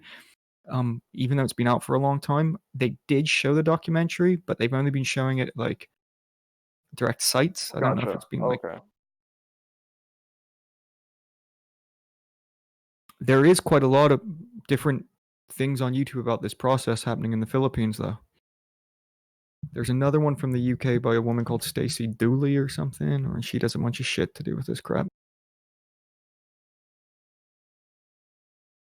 I don't know if that's okay.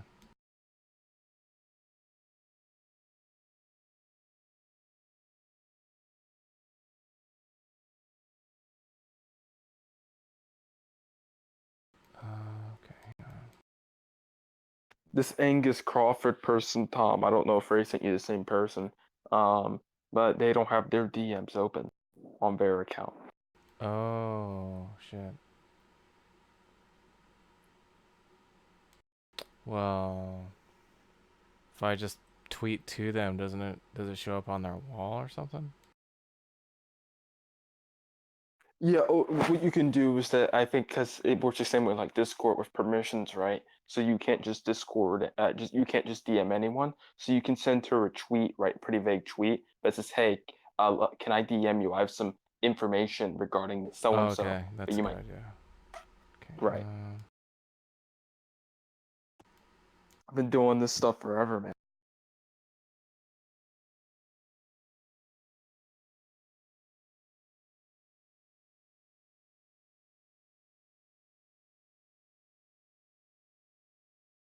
So Ray, in this video, do they have information on? Do they have like a video of Matt Bell or anything? No, none of this is like pertaining to. There's no names mentioned on the Spring Film website particularly. It's not one person they were really focusing on, more the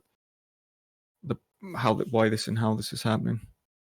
But I haven't seen I can't find the documentary. There's clips, but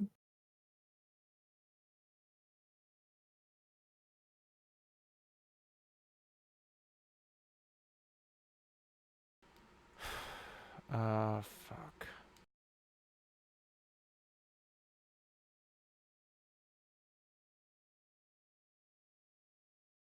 Are you having trouble, Tom? Wait, do I do on my home? I just at them, and then they get it.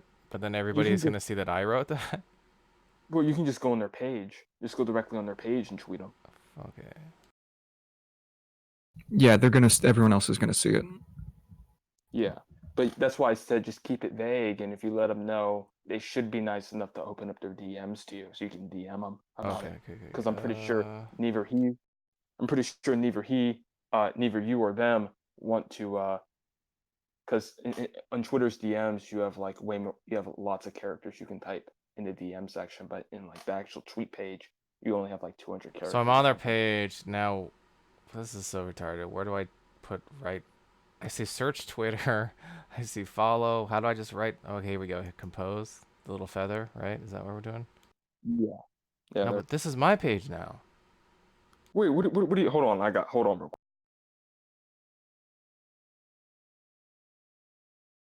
Maybe I can.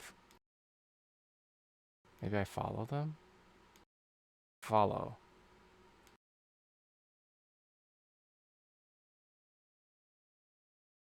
Now what?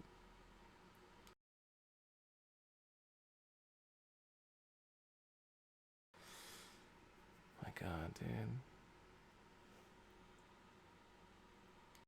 This is like so stupid. I just don't know what button to click to like write on their page. That's it.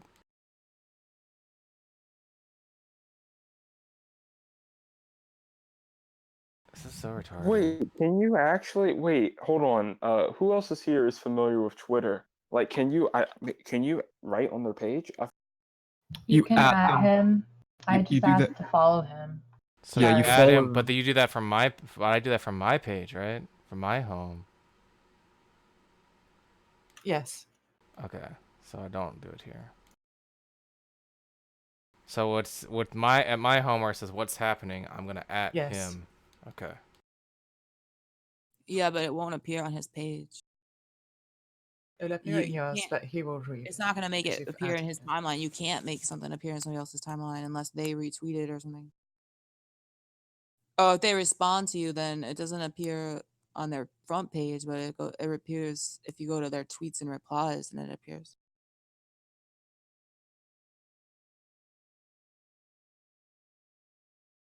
When you mention someone, it will sort of tag them. So that's fine.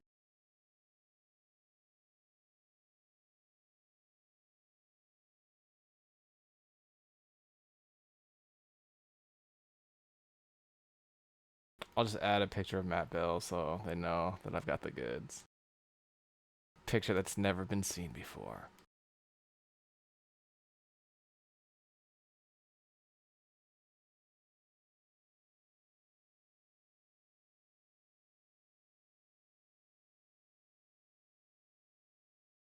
This one with the orthopedic neck pillow is good.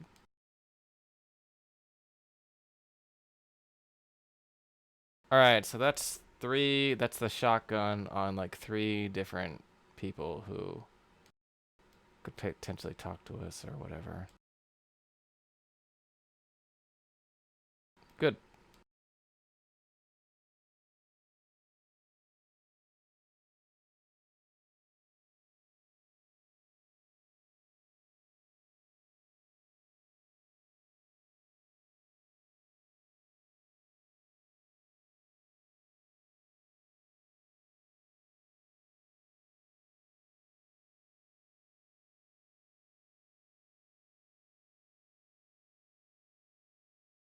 This guy was brilliant with his documentation.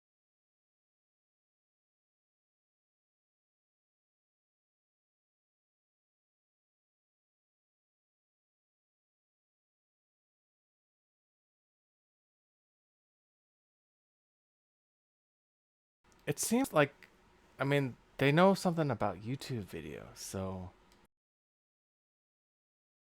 I mean, they couldn't know about the Christian angle if they know about YouTube, because that's basically what he did on YouTube.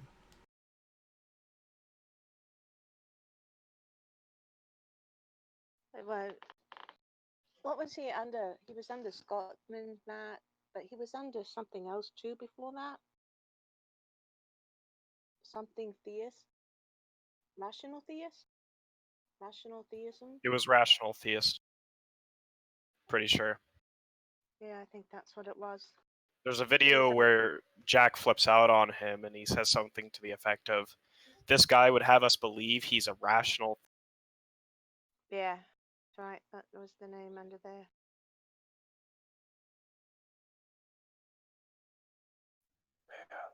Jack absolutely spanked that guy, man. He.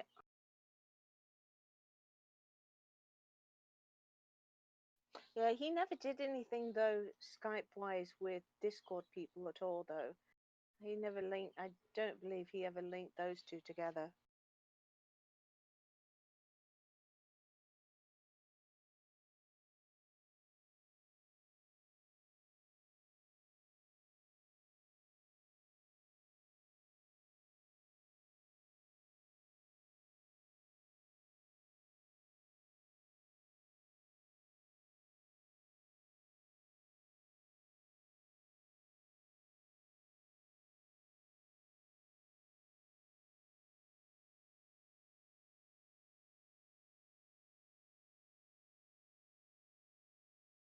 Oh, good golly, penis. That one's absolutely brilliant.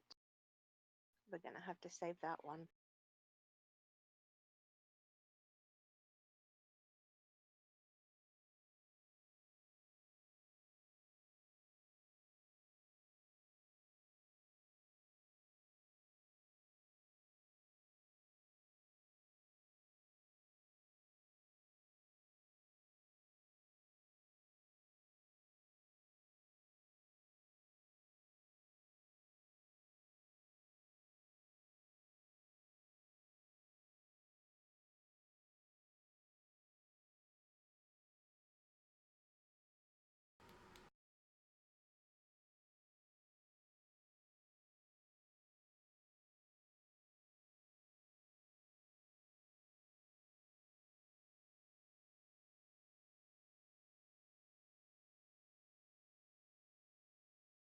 Ugh.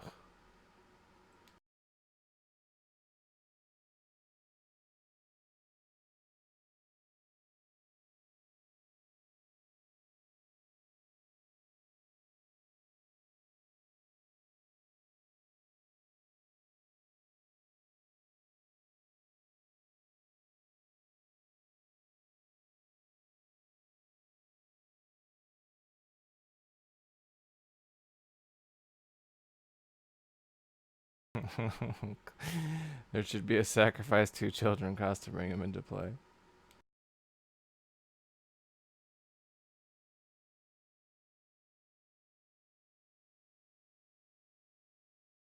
No, and like he should have a really powerful effect, like when he comes into play, and at the end of the turn he's exiled.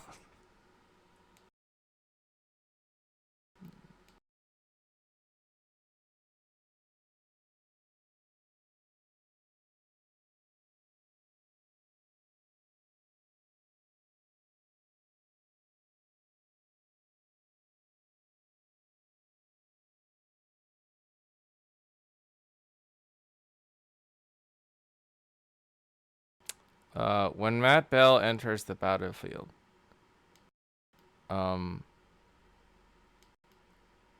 he enters the battlefield with 93 P counters. Target any number of creatures, and you can deal damage equal. You can deal that amount of damage for each counter. 1 damage for each counter. At the end of the turn, exile Matt Bell.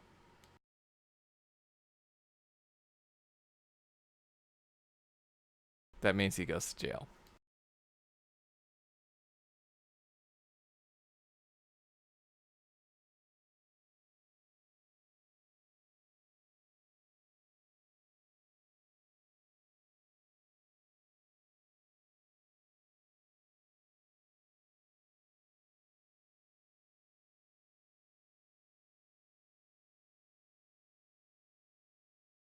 Well, nobody's got back to me yet. Yeah, I mean, the Dutch guy, wherever the fuck he is, that's going to be pretty late for him. It's probably going to be almost 9 at night for him. Wouldn't you reckon that he'd probably be in Scotland if he's probably getting ready for his sentencing? These journalists live with their phones, though. Yeah. And also, the only thing I was thinking is that perhaps that he might be involved in the case somehow, giving evidence, so he might not be able to talk about it till after it. But then how did he do the BBC interview? Oh, but in that one, he just spoke more about how he made contact with Matt, correct? When I was skimming through it.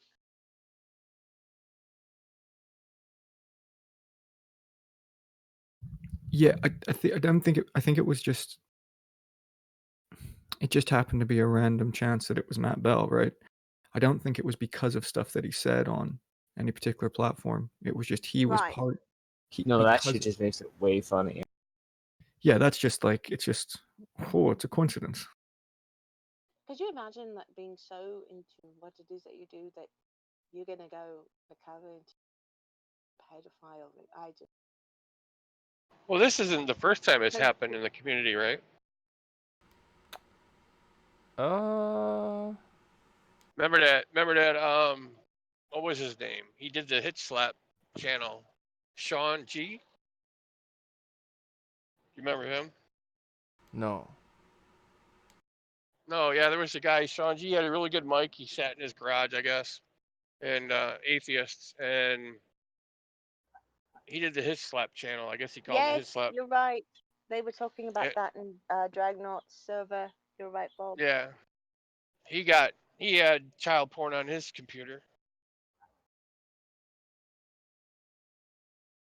But that's what makes it different with Matt Bell, right? It wasn't just pictures, and he was actually involved in streaming it live, which is, I guess, the first case they've had like that. Yeah.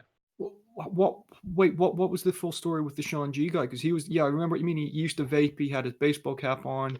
He had a good mic. He used to use like a Canon EOS, and he used to film the video there and run it through his computer, shit like that. What did he do? Yeah, I guess he had child porn on his laptop. So he's in jail for that. I think he's still in jail down in Florida. And that was 5 years ago or so, something like that. So.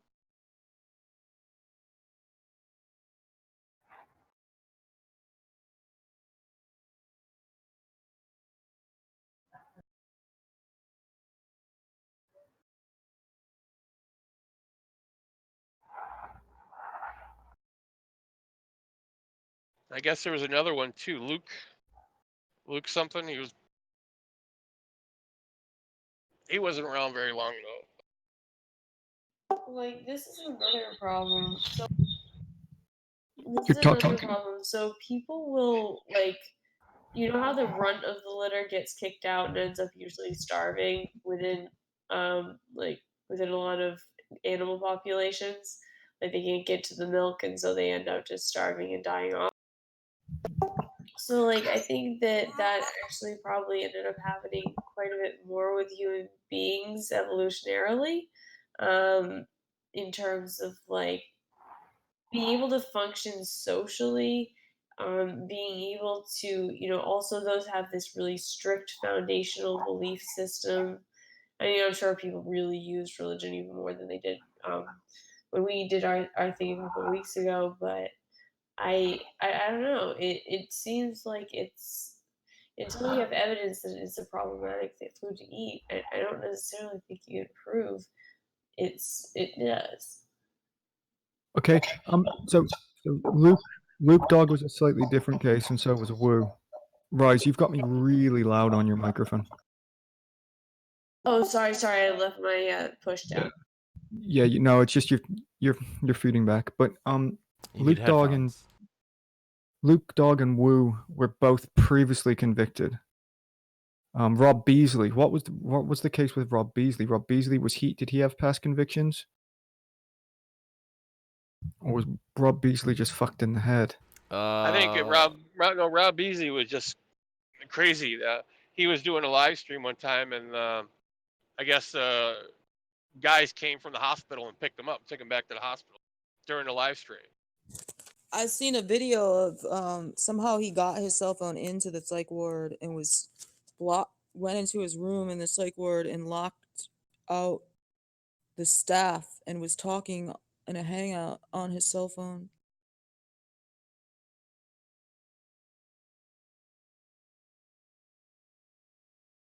They did say though Rob Beasley I think it was Rob Beasley. They was giving a 14-year-old kid instructions how to masturbate. 14-year-old boy. Yeah, it was something. It was a little bit more cryptic than that. So there was a hangout, and what he was doing was he was talking to someone, and he was talking about their relationship and exploring his body and some bullshit. It was inappropriate completely. But he was. I mean, the guy was. What was he, schizophrenic or just? I mean, I don't know. He got kicked in the head. Who knows? But Yeah, don't you need a license to do stuff like that? What? To teach 14-year-olds how to masturbate? Yeah. What? Why would you teach a 14-year-old how to masturbate? Yuri, are you There's joking or? No, there's a YouTube channel out there that talks about this, and she has different clients, and she was talking to a 12-year-old boy on how to. And there's different Yeah, that's illegal. It isn't. There's actually centers that you can go to, or doctors. Yuri, think about what you're talking about right now. Look, I can post the video. No, I don't care if you post a fucking 6 videos. Is that illegal? It doesn't sound like it'd be illegal. It's not illegal. If you have a license and you're registered, if you're registered to do it, you don't know what you're talking about, Molly. You know what, Yuri? You need to get off your fucking whatever it is, Mr. High Horse. Yeah, I'm on my high horse and I'm going high right. Yeah, you're gonna get fucking don't slapped down in a never moment. say that again, Yuri. And, teaching a fucking 12-year-old how to masturbate? On what fucking planet is that a necessity? Well, it's not a necessity. I just said that if you have a license, right, there are certain people out there who. Oh, what do you do for a living? Well, I'm a licensed. Yuri is just saying. wanker teacher. Yuri is just saying, in some possible world, you can get a license to teach children. Hold on. No. What he's saying is like there might be roles that people fulfill: a doctor, psychiatrist, or a teacher. That might be part of. I mean, look, teachers give sex education at school, right? They don't have a license to do that. Not the same thing. It exactly is. No, they don't teach you how to masturbate in sex ed. Yeah, they did. They did with me. They showed us. We watched people full on have sex and jerk off. What?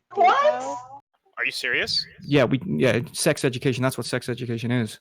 Okay, well, you learn how to have sex. Well, since we're giving anecdotes, right? In sex ed here in the United States, I was taught 1, what STDs were, right? 2, how to properly put on a condom, and 3, what other forms of birth control should be used if you decide to have sex, right? I was never told how to masturbate. I full on watched a man jerk off on a thermal imaging camera, and I watched the load come out the tip of his dick. and that was You've at got high to be school. fucking with us. There's no No. way. Ray, why are you trolling? What are you doing? I'm not trolling. I can link you to the exact BBC documentary that we watched. Are you fucking kidding me? What, you think This sex ed doesn't sound is crazy. backwards? It's not. No, it's not. Europe. It's just wild in because Europe. Americans don't do that at all. I'm in Europe. We're not prudes. Look at what I just posted. There's a doctor named Dr. Lindsay Doe who has different clients, right, who are of certain ages, and they talk about, sexual By expression and certain stuff like ages, you that. mean children, right? Yeah, and a 12-year-old kid came up and asked her and said that he's been his hormones and stuff were going, because he's developing hormones and he wants to jerk off, but he doesn't know how. And he said he wanted to ask a friend for sex, but they couldn't do that. And so she came up with different ways for him to easily masturbate. So they came up with fleshlights and all different types of stuff to help him ease that tension. Yeah, What that's happened fun. to socks? No, they don't. Well, there's ways to do it. Like for me, sometimes what I used to do is that I used to take Okay. Please. No, no, no. Stop, Yuri. That's enough. Thank Okay, you. she also has videos on DIY, sex toys, new toys, unboxing. Oh, So, unboxing. like, that's Oh, I'm not doing Unboxing. so yeah. Is that going to be Tom Unboxes episode 4? This might be Okay, a collaboration where does it effort. say Doctor the hell? You know what? You could put a DR in front of your name. That doesn't say. Yeah, like Kent Hovland claims to be Dr. Dino. He doesn't have a PhD. Fucking Yes, idiot. we are still streaming. Yes. Oh, sorry. Am I not allowed to use grown-up words? No, someone asked if we were still streaming, so I answered yes. That's the particular video I'm talking about right there that I just posted. All right. What are the balloons? What are the balloons? Well, I'm actually not joking. I actually Yuri is like a psychopath in the making. Jesus Christ. I actually made that device. She actually holds in her hand with the balloon. You actually take latex gloves. Yuri in like 20 years is gonna be the next John Wayne Gacy. Okay, That's some if I may, bold he accusation. talks about she is seeing a patient who has a very high sex drive. So she's working with him on that. It's not that mum and dad brought him in and say, "Hello, doctor, we would like you to teach our child to masturbate." No, of course not. No, but I'm saying that they do. That's never was my claim. I just said there are places that will teach your child. No, And she makes and listen she to me she again. goes over No, in that she has a video. patient that's come right, Oh my God. right, that he has already issues with it. Right, yeah. I'm not saying The you just way take you your kid. first presented it, Yuri, was like there's out there doctors out there where you can bring your kids in. It's like, hello, I reckon my child's old enough to learn to masturbate. Thank you. No, Can not we like make that. an No. appointment? I That's how you was just presented saying it. that there are doctors out there who will teach your child how to masturbate if they have a high sex drive or high sexual tension. Right. And in that video, That's she not teaches the what you child how to said. make various toys to help ease that tension. I've made 2 out of the 5 toys in that. What the fuck? You know, Yuri, there's really something going on with you. What are you talking about, Molly? Oh, it sounds normal. I'm just saying that. It's like, I'm not talking about him making the sex toys, Tom. Just his whole, I don't know where you're going with him. Get that fuck away from there. Well, Tom has been teaching me how to be a man, so. well, that Is sounds weird. he teaching you how to masturbate? No. Did he show you his license? Okay. Yeah, one of you think Tom is teaching you how to be a man. Do you not have a father? Fucking. Let's steer this completely in the opposite direction.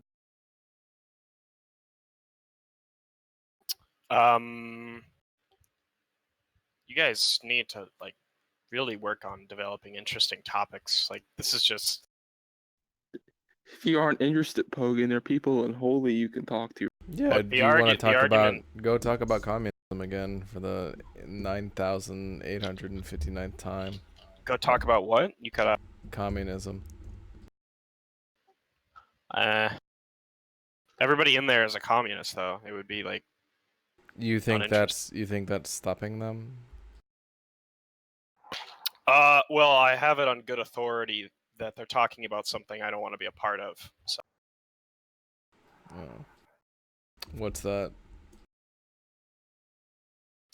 It's private. Oh God. Well, I mean, it pertains to my personal life, so. Oh. You don't have a personal life, Pogan. You just sit and just like reboot or defrag your hard Oh, Stargate, drives did you when hear? you're Did not- you see the new article about Matt Bell? Yeah, I was reading that. That's quite interesting. But what shocked me was how far back it went. Like, well, he was presumably on most of you guys' channels doing his thing at that point, wasn't he? Yeah. Like 2016. Yeah.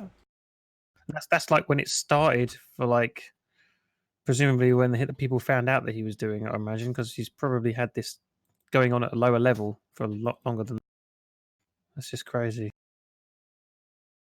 It's like it's actually kind of not much longer after the Paltarkers came on the scene than when he started doing this. Well, I mean, he Did he could have ever been talk doing about- it before then too. Just didn't get caught. Did he ever talk about like having any family? Like, has he got any like nieces or nephews that he talked children. about? Got kids? Yeah, I mean, or is he just a lonely old man that's just got nothing better to do? No, hasn't he got a son? It's two.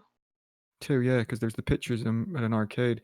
Notice on the Matt Bell picture that the BBC posted, you can see the trolley behind him, which is covered in dusty old fucking frames, a pair of binoculars, and a tin of roses.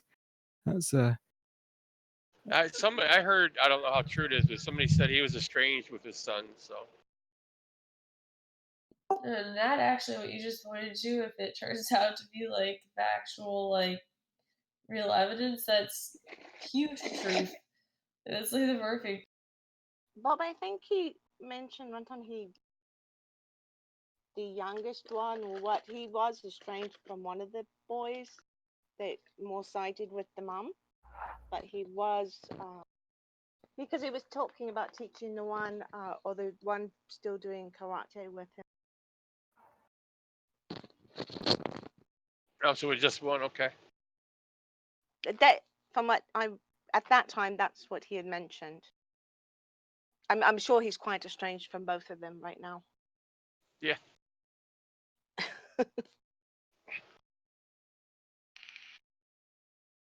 Yeah, that's gotta be tough for the kids, right? They gotta change their name or what, you know? Oh my gosh, that's the first thing I said when because I was actually in politics, and Darth was the one that was reading that, and that's the first thing I thought. I'm like, oh, these poor kids, or any kid that has, especially when you live in a small. I don't know how big the village is that he lives in, but Ray will contest to being there. Some of those villages and hamlets are so small. But I think that was his third wife that he was newly divorced with back like in Nordia. I wonder what the reasons were for the divorces. Well, I always reckoned it was that face, but it goes a lot deeper. Maybe his activities they wanted to perform in the bedroom they didn't want to do, or just the way he acted around every day. Well, the way he's coming out, he's not one that wants to engage in activities. He's more like wants to be the director.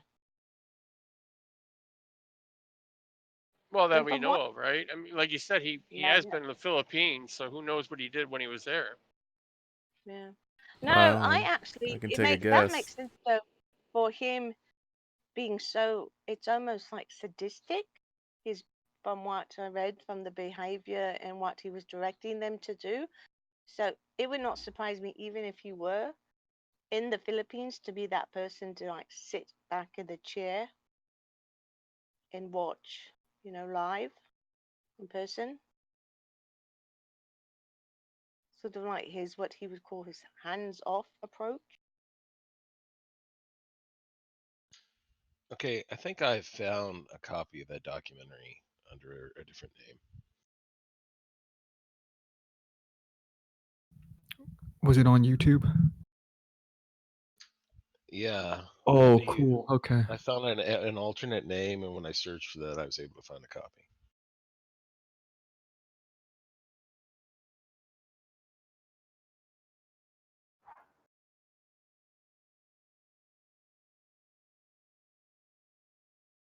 Yeah, because that lady that's talking right at the beginning, isn't she in the BBC article? She's. Oh no, sorry, completely wrong. She's just got short hair.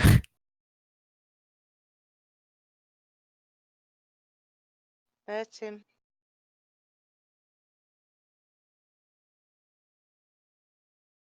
Oh no, that's 100% it. That's it completely.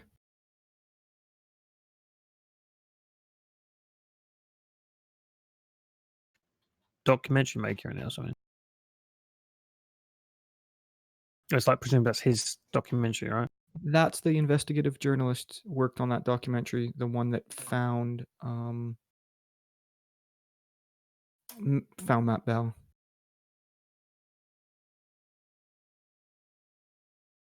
Do they talk about him in there, or did they just reference him as like a one of I don't many? think they reference particular people. Well, I wouldn't expect them to, but This seems to be a movie with a lot of inherent contradictions and a lot of different versions that people have seen coming out of it. What are you talking about there, Rice? Just that everyone's interpretation coming out of all the religious stuff is a little bit different. I'm not. And I think you're listening to. I think you're hearing something different than we're talking about there, Rice. We're talking about Matt Bell, the pedophile. okay, sorry. Prior to that, I thought you were talking about God. So I thought I switched off these notifications. And isn't streamer mode supposed to stop it from making any And sound? today's episode of Tom's Unboxes is brought to you by the letter A and Klonopin. Only someone told me that yesterday, and after I turned on my stream, it was fine. That's why. Oh my Are you? Who the fuck cares? Stop. Just explaining that I haven't. It's not that I haven't been doing anything. Right. It's okay. Yeah, Rice. so that is the full documentary. That Please, other hold people. on. Hold on. We can do this, Rice. I can hold your hand and help you through this. Should you choose to. Okay, please. Okay. You said you activated streamer mode? Yes, I activated streamer mode yesterday because someone suggested that I do that, and I said yeah, because I had that off yesterday, and my notifications were coming through, and so once I activated it, they weren't coming through to anyone anymore, and now I guess they are today, even though I still have streamer mode on. So I don't know what caused that difference, but I am now looking through the sounds and trying to shut off the ones that look like yeah. If you go down to at the bottom, you have to also select the one that says disable notifications. Where? At the bottom in streamer mode, at the bottom there are some options, and the last one says disable notifications. Oh, okay. Oh, that got. Oh, okay. Why? Yeah. Why aren't those off? Where you're not able to hear the beeps and the sounds and a ding, boom, boom. Like, so I was able to. I was assuming that it wasn't coming through on the So, server. so what happens is, you know how you're listening to us through your speakers. When you speak on your microphone, everything you say and everything you hear is then fed through to us, so we can hear everything we're saying. Everything you hear fed through to us again. Hence why I was asking you to please put some headphones on, because then we hear an echo, and it makes it very difficult for us to then have a conversation. And when we are then listening to this or broadcasting this on YouTube, like Tom is, it makes it very, very frustrating for the audience and everybody else to hear. That's why I was asking you to please put headphones on as well. Okay, I'm sorry. That's It's why okay. I. That's why I would. That's why I was explaining the streamer mode thing because I didn't want you to think I hadn't done anything since yesterday. Oh, no, like I had oh, tried no, to I address appreciate it. that. Thanks. Yo, I was talking about something completely different. I was talking about the tracking of the conversation. I wasn't sure about the. Yo, do you have headphones, Rice? And I have them, but I need Bluetooth, and I had disabled that for like in order to get on here. I think so. I'm trying to figure out how I can, get them to work. So, is it really bad right now, currently? Like how it's working now? You are lovely right now. We can't hear Well, any you're other well, sounds I from wouldn't say you're previously. lovely. Your Well, with audio regards is to bona the fide garbage, notifications. but Well, with regards to the notifications, you're already good, so thank you. I appreciate Oh, that. sorry. You're good. Okay, I'll try and figure out the headphones and. Thank you, Rice. Thank you so much. No, and I'm sorry, I wasn't trying to be difficult. Yeah. Also, like people are, people have kind of been like pranking me and stuff, or like teasing me when there's nothing there. So like I also, but thank you. Like, and I'm sorry to be like inconvenient with all. No worries. all right. So, anyways, what were we saying, Ray? Oh, I have no fucking idea now. Yeah, I have to say I'm We a were bit talking lost. about the Right. documentary, Ray. Yeah, thanks for yeah, you're a bit lost. No, so that is the full documentary. That is it. That's got all the key players in it that I saw from the clips. It's an hour and 20 long, so I don't really want to duck out now and watch it, but Looks like they dubbed over some of the dialogue with another language, so it's going to be subtitles. Did you put a link Who for are they that in one of the dubbing chats so now? I can find it? It's in general. All right, thanks. Hey Ray, I'm about to shave right now, man. What body Yippee. part? Oh, my chin. Oh. Beard, hair. Nah, I've already done. We know what a chin is. Yeah. Okay.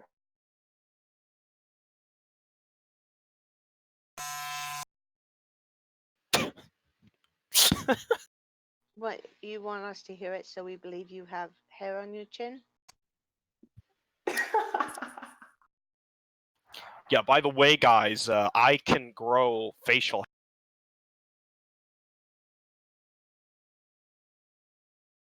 Well, he did start his own server last night, so I'm sure they sprouted out like wild weeds in the forest. Post a picture with a full beard, Pogan, and I'll pay you $100. Oh, I don't have a full beard. Grow it out and get your money, son. How much are you offering? A full beard for $100. Sure. It'll be a while.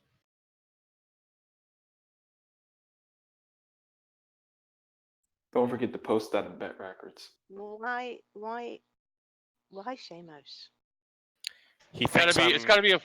It's gotta be a full beard. It can't be patchy, right? Can't have just a Yeah, chain. yeah. Yeah. Oh, like You mange? can't see be any mangy? skin underneath it all the way from the full thing. It just has to be. Oh, wait, it looks like a dog has mange.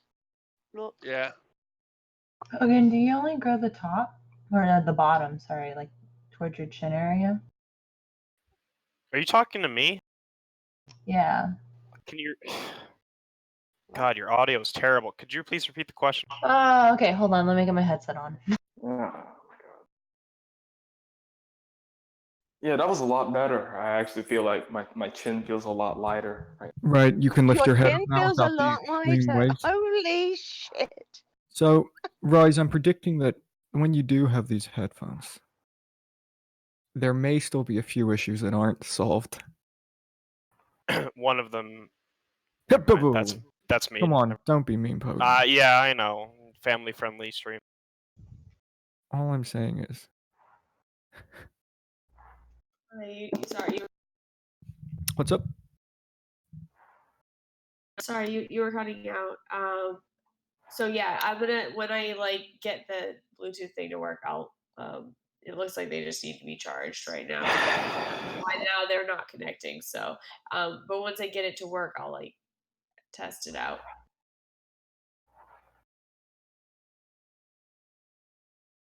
Cool. You keep us all updated on that.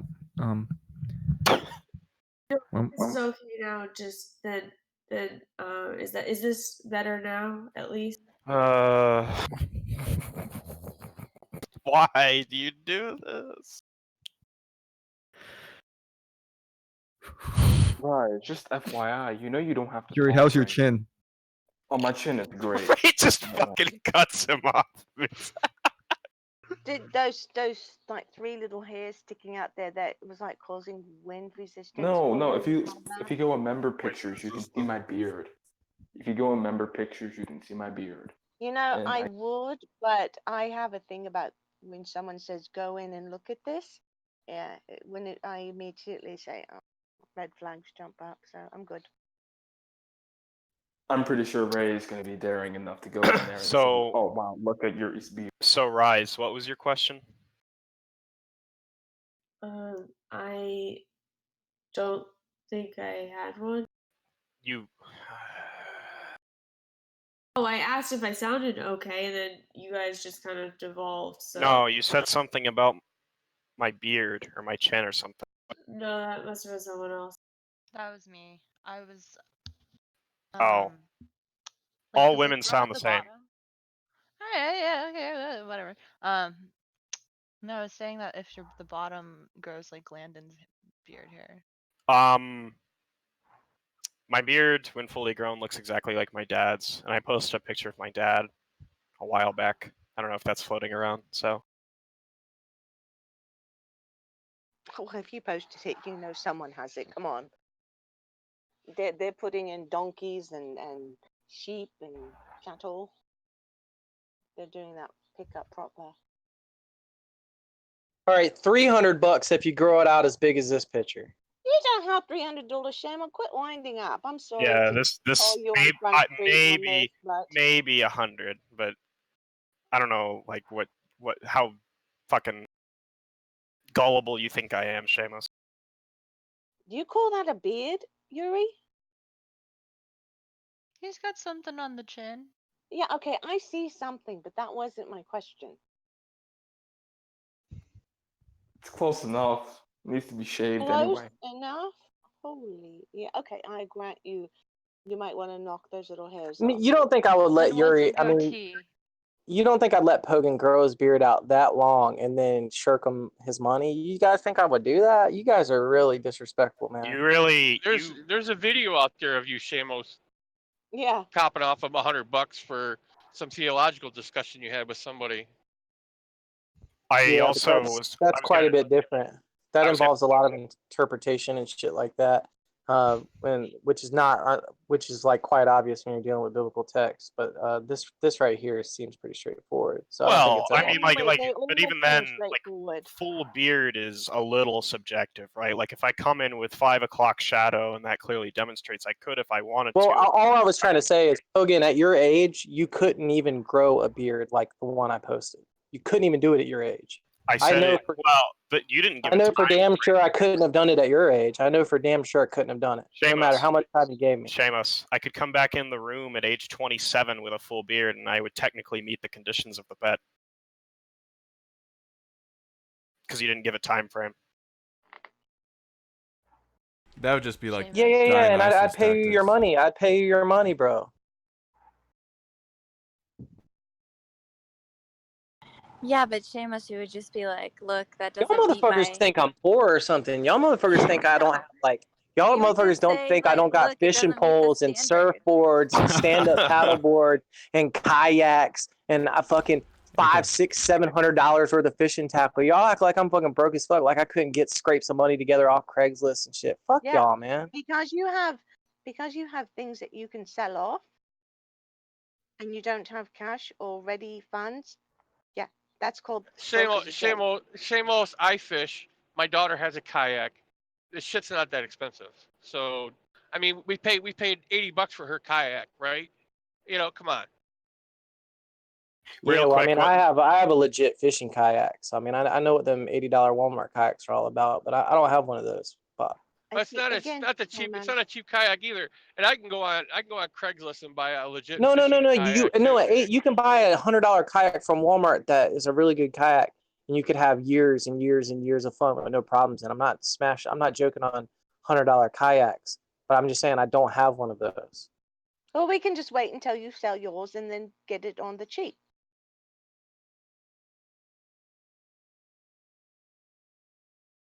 Yeah, I mean, bragging about a couple things. Fishing poles and fishing lures aren't that expensive. I can get repellers for $1 a piece. So I don't know why you think that's a great.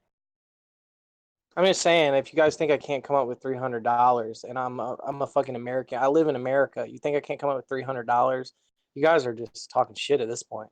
Nobody's Seamus, you saying don't that. We're just saying understand. that you, like, if there was a way that in which you didn't have to do that, you would take I it. actually think I have $300 cash in my wallet right now. If I could just limp over to it. Hold on, give me a few minutes. Oh my I'm goodness! starting No to one piss made me the the fuck claim you off. didn't have $300. Shame on. Yeah, so That's the same shameless. I remember. I'll see you at age 29, and I'll be, I'll walk into the room. I'll be like, all right, Shamos, cough up the $300, buddy. A full beard is only an inch long, right? You can grow an inch long beard in a month.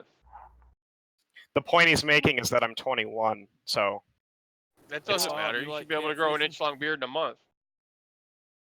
What? You should be able to grow an inch long beard in a month. You're 21 and you should still be able to grow an inch long beard in a month. You don't have to wait till you're 27. I couldn't have. But okay, to clarify, when you all say full beard, my thinking is where it completely covers the skin, where you don't have dog mange. Are you talking a length? Is what you consider a full All right, beard? this is officially fucking stupid. It is, but you know what? Here I am. It's both, so yeah. might as well You gotta join the party. Yeah, you gotta cover the face. You can't be patchy on the side of the jaws or anything or underneath, and it's got to be at least an inch long. Because if it's Like not, Geico then you got caveman beard, or- then you got 5 o'clock shadow and scrub and. True. That's why I asked him. I was like, look, would you accept a 5 o'clock shadow? And he was like, no, it has to be a full beard. Okay, thank you for that clarification. Okay, inch long is it not? Okay. Yeah, and I still have my beard. I was thinking Grizzly Adams type when you were saying. Oh. You guys like catfishing? Who the fuck is Grizzly Adams? Mine's not as thick as his, but I still Grizzly got mine. Adams? I'm not even from. It's Grizzly Adams. He was the mountain man. He did shit. Like Paul Bunyan? He did that. Yeah, he had a TV show, right? And they had a bear, and the bear's name was Ben. That explanation.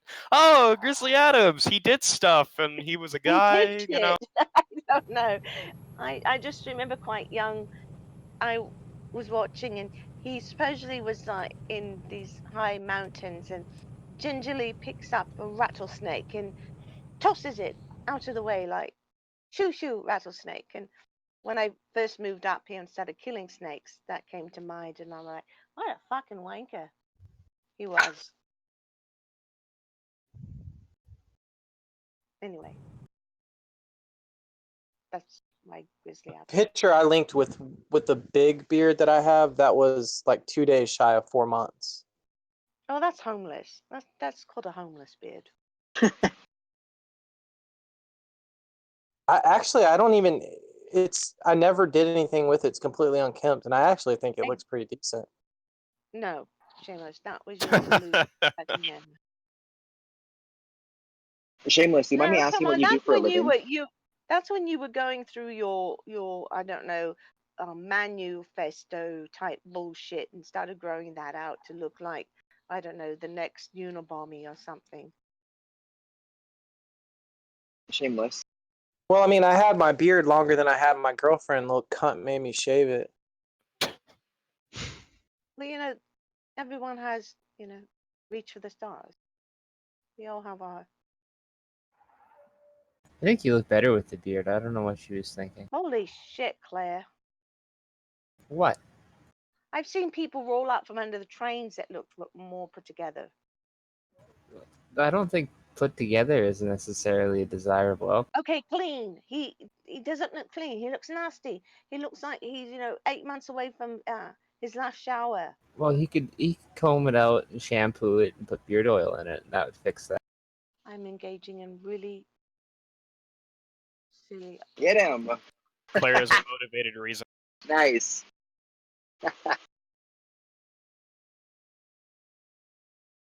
This fucking guy just missed a 95% shot. This game is... Alright, yeah, okay. Pogan, you know that's just 1 in 20 odds, right, Pogan? That's not like astronomical. What are you talking I know, I'm just saying the way it calculates... 5% is like you having pocket tens, and then the inverse kings, and then spiking a 10 right on the river with 1 to come. That's Shameless. 5%. Listen, What? the way shot percentages are That's a lot. calculated in this game is really fucking stupid. Because you could be literally adjacent to an alien with nothing in between you and the alien. The guy is just point blank, and it's still a 95% shot. That's 4%, Seamus. Yeah, people slip sometimes. Fingers slip. Motherfuckers trip. You know what I mean? No, XCOM. Fallout's just the same way, Pogan. Like you could Well, hit VATS. only if you use VATS, right? But Right. Like that I was using right VATS up- is a crutch for bad players anyway. Well, the thing is, Pogan, I've seen some stupid shit you get on VATS, right? All right, I And made the thing mistake of becomes- allowing Landon to talk about Fallout. Why did you engage there, Pogan? Like, what did you think was gonna happen? No, I understand. It was a lapse. Saying the percentile, I had a 95% chance to hit, and I was standing right next to him, and I still missed. All right. Sorry. Yeah, well, I don't believe in other possible worlds, so it was 100% chance you were gonna miss. You're a necessitarian? I'm just fucking talking shit, Jesus. Well, we can talk about why that would be incoherent. Please. Are you interested, Tom? Yeah, go ahead. What do you think it means to say things could have been different, right? So when I present you with an account of how something you did in the past could have resulted in a different outcome, what do you think that entails? Logical possibility. The entertaining of Okay. possible worlds. Well, logical, that's exactly what the point, right? That's exactly the point. Logical possibility entails modality. Right. Admission, by your own admission, you believe in the existence of other possible worlds. You asked me what that you think that you mean by that. No, Logical possibility. I'm just saying hold that- on. Something I'm just weird's saying- happening here. Logical possibility does not entail modality. Logical possibility is a logical operator of modal logic. Okay, so you guys need to be, or Pogan, you need to be quite a bit more precise because what you said was just patently false. Oh, fuck. It doesn't entail it. It's not like possibility entails modality. Possibility is a modal operator. It itself is a modality. I think that's pedantic. No. That's being precise. That's knowing what you're talking about and being precise. Yeah, Seamus is totally right. Tom seems to have conceded the point regardless, so we can... Oh, what point did Tom concede? Possible worlds exist. I didn't say that. Oh, wow, dude, that was a good concession there. Fucking A. Well, so Tom's not a necessitarian. Oh, fuck. Well, I asked him if he was, and he didn't seem to respond to that question. So well, I mean... what am I conceding to then? I don't understand. Do you think that... You conceded that you use the word possible and that you think it is a modal claim, which is like the definition of what it is to begin with. That's the way I defined it, isn't it? This is just Seamus running. This is just Seamus running damage control for Tom at this point. This is you just trying to make light of whatever and put your little spin on it. Yeah, so we can both go that way, boy. I don't appreciate you calling me boy. I mean, you are a boy compared to me. I'm a man for sure. you're still kind of on your. You're still kind of. I'm just mommy's asking wing. you not to, right? Half Yeah, footing Pogan, and you out of haven't even college, got half yourself under into a mommy's wing. You're still kind of a boy. I'm just You're asking still you to kind of a boy. Yeah, I'm just You don't asking. pay your own bills. Look, I'm just asking you to refrain from patronizing me. That's all. His preferred pronoun is Apache helicopter.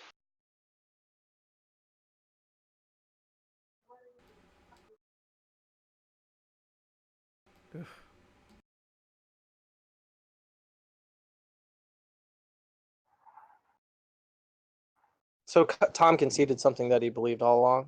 All right, nice, good job, Hogan. You're the man.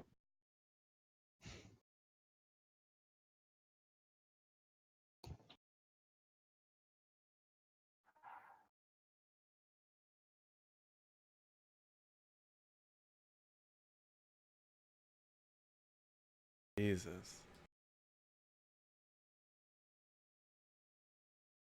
Is that it for Pogan? Did we leave? I'm here. Oh.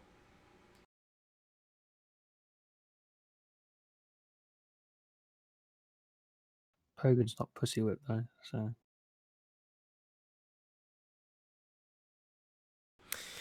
Yeah, that conversation with And if you want- Malpass. Sorry, go ahead. Oh, good. No. I didn't have anything important to say. Oh, I was just gonna say that, you know, I woke up and I saw Malpass was in here, and then it seemed like what they were talking about was kind of interesting when they were talking about conceivability, but I think I quickly kind of realized that they were just using the term differently, so it actually wasn't that interesting. But I guess it is interesting that Alex like entertains contradictions and stuff, and he would be okay with this concept of like there are things that I don't understand, and so it's possible that contradictions are possible. It seems kind of weird. Well, Malpass's interpretation of what conceivability is really weird to me. I had a conversation about it with him in text chat, but he thinks like if we utter the proposition, a married bachelor is incoherent, right? That proposition's true, but by even uttering married bachelor, you've conceived of something that's seemingly contradictory. Yeah, that's exactly right. How otherwise the sentence couldn't be true, dummy. Think about it. It's a proposition and it has to refer to Well, that's things. just not what we take conceivability to be. Is the No. Just listen. You're talking about his view. Remember? So look, all he's saying is take the proposition that unmarried bachelors are incoherent. Okay, that's a proposition. Unmarried bachelors are incoherent, and so you have the subject, you have the predicate, you have the predication, etc. And so what he's saying is, if you think that's true, if you think that proposition is true, then if you have to be able to conceive of what an unmarried bachelor is, because if you couldn't conceive of what it is, how could the statement be true? He's got a solid argument there. What would you respond to that? What's your response, Pogan? I just don't understand why we would take conceivability to mean that. Right. Look, I mean, share Jack's. Could say anyone Well, could say that about elaborate? anything. Can I elaborate? I just No, shared but Jack's view, that's not right? interesting. I want you to engage his view, not try to change the definition, because no one wants to have that conversation. Okay, not any motherfucker in the room wants to have a conversation with somebody talking past you, giving a different definition. I'm asking you to engage with his view. Look, I think you're being kind of belligerent. Well, I'm just saying. I'm being belligerent. Yeah, I don't think you're really interested in a conversation. Oh, I'm definitely interested in a conversation, but I'm interested in a conversation where you don't talk past me, equivocate, change the words, and where you actively engage with what Alex Malpass was putting on the table. Now, why don't you just tell me? Nailing the nail on the head with this entire. I mean, what he said is exactly correct. So we're going to go back and I'm going to ask you the same question. And I'm going to try to get you to interact with Malpass's view. And I'm not being belligerent. Unmarried bachelors are incoherent. I think that proposition's true. And Alex Malpass is claiming in order for that proposition to be true, you need to be able to conceive of what a married bachelor is. Because if you couldn't even conceive of what a married bachelor is, what makes you think that proposition is true if it contains some inconceivable predicate? Now you're going to engage with his view. So go ahead, Pogan. I don't think the proposition requires you to conceive of a married bachelor, right? The proposition a married bachelor is incoherent is true in my view, in virtue of it being inconceivable. It's just a different usage of conceivability that I don't think is. Yeah. I told you to engage with his view and not change the definition, and you failed twice I mean, in a row. you're not really gonna like, bully your way into getting me to say something I'm uncomfortable with. No. I'm not going to bully you in any not way. I just useful. don't want you to change the subject. Is all. I'm not changing the I answered your question. No. You altered an alternate definition, which is a change of subject. I Look, said I mean, the proposition like does the not. compatibilist. The proposition does not involve, right? The proposition can be true without you conceiving of a married bachelor. Okay.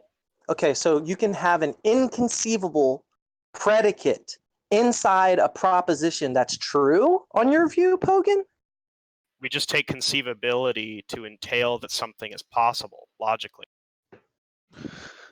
It's not his view, though. You're doing it again. Wow, Pogan is just repeating what he's heard, and he doesn't even understand the argument. It's just to say, look, how about this? Blibbity blabbity is incoherent. Is that true, motherfucker? I don't know what blibbity blabbity means. Exactly.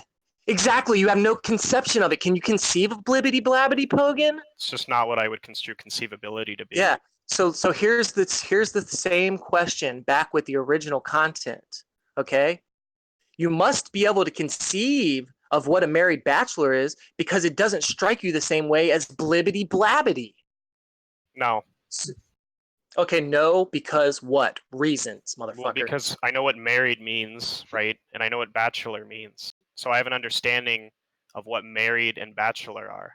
But I don't have I don't conceive of a married bachelor, right? Because I take conceivability to entail that something is logically possible. Well, you keep talking about your view now again. Conceivability doesn't entail that something is logically possible. Okay, look, I'll bring up this paper and then I'll just blow your fucking mind here in a minute. Let me pull it up and I'll prove to you quite certainly that conceivability doesn't entail possibility. Unless you think that you can conceive of two logically contrary things. Okay? So give me a second. We'll just run you through the philosophical ringer. Hold on. Yeah, and Pogan, look, there's other problems with conceivability. I mean, this is just one of them. There's more that I could list, and I mean, I might even go through them after Seamus.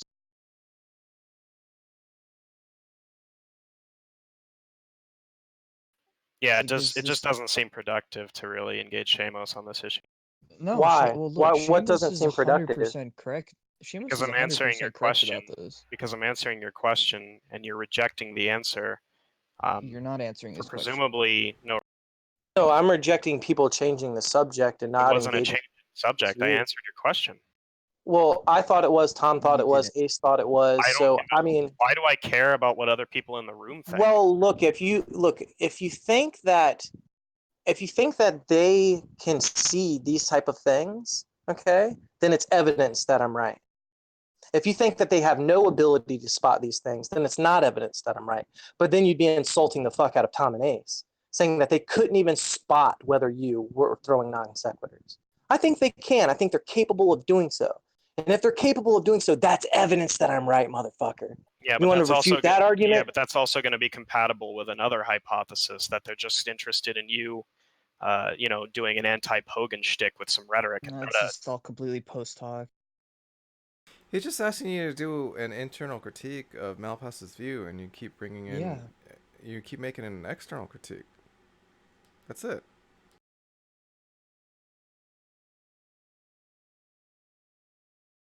Yeah, I don't think I'm not really going to entertain Seamus being an authority on in the conversation, right? Like, I don't think he has the. I don't think the rules that he sets forward need to be followed if I don't think they make sense. Holy shit, you're so dumb.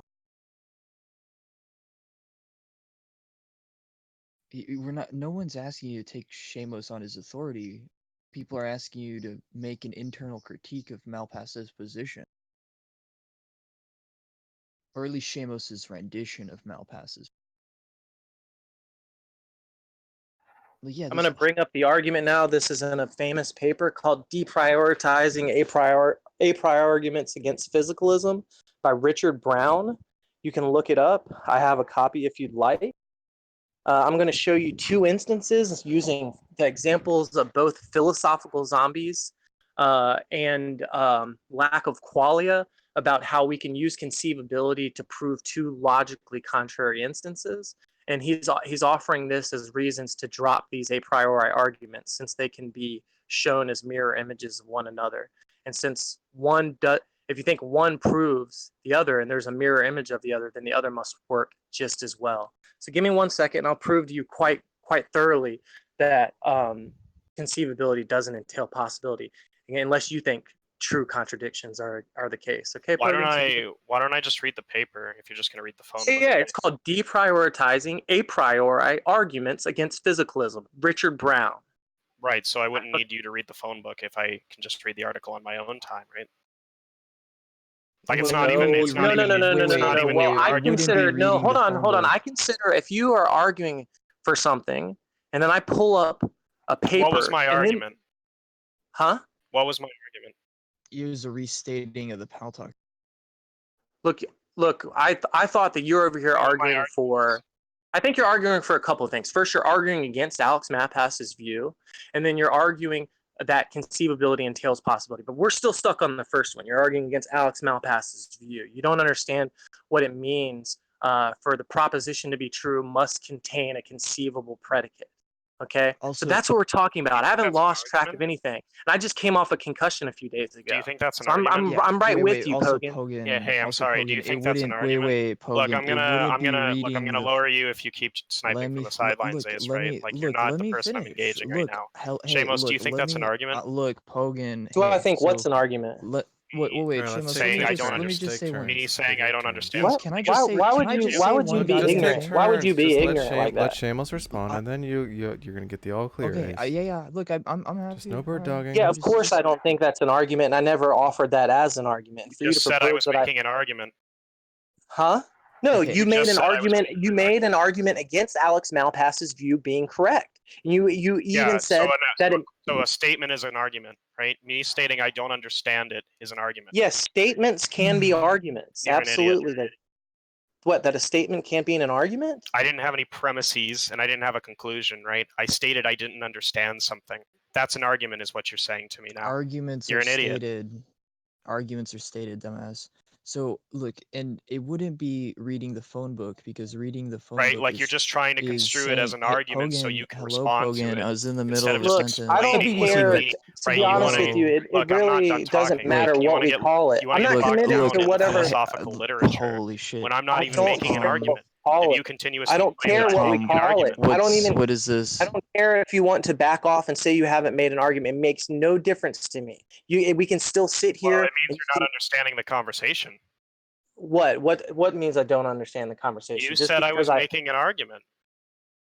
Okay, so you're not making an argument. You're just being skeptical. Now that the table has been reset and you now have no burden of proof, like you always love to have because you're a fucking pussy, now we can proceed, right? And I'm going to drop this paper right on your fucking head and show you that conceivability does not entail possibility. And I guarantee you probably just learned those terms about fucking less than a month ago. So So get this ready, is just motherfucker. poisoning the well, right? Again, I don't care understand. I don't give a fuck.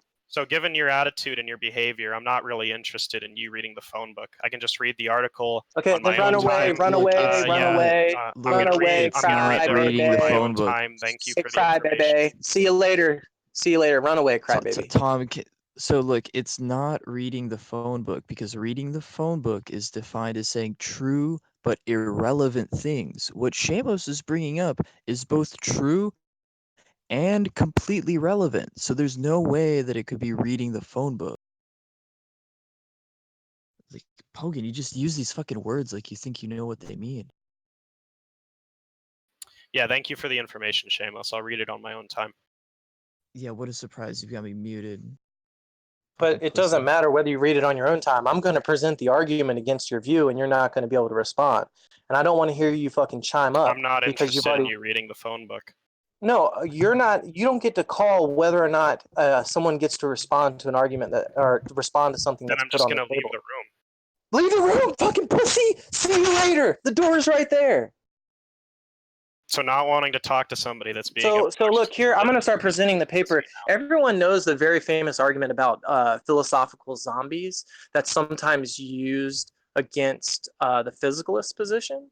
And so what's done there is another person has come by and created a mirror argument using the same exact things, that conceivability to possibility. So here's an example of both the arguments. The p-zombie argument is that give me 1 second so I can figure out what these terms are. Non-physical. Okay, so it has all the non-physical facts and not qualia, and that's conceivable. If all the non-physical facts and not qualia is conceivable, then the non-physical facts and non-qualia is possible. If the non-physical facts and not qualia is possible, then dualism is false. Therefore, dualism is false. Second, and then you can recraft the argument, the opposite, and so that dualism is true. And so what you do is all you say is you have a physical being, completely physical, where qualia is conceivable. If the physical being and the qualia is conceivable, then the physical being and the qualia is possible. If the physical being and having qualia is possible, then dualism is true. Okay? And so, therefore, dualism is true. And both of those arguments are mirror opposites of one another. And both of them use conceivability to lead to possibility. But what's interesting is, if you think that conceivability leads to possibility, and both of the arguments are mirror sames of the other, then either you think there's a true contradiction, okay, which obviously... Oh, what's that? Gold scar and a couple of chug jugs. Noise troll, I got it.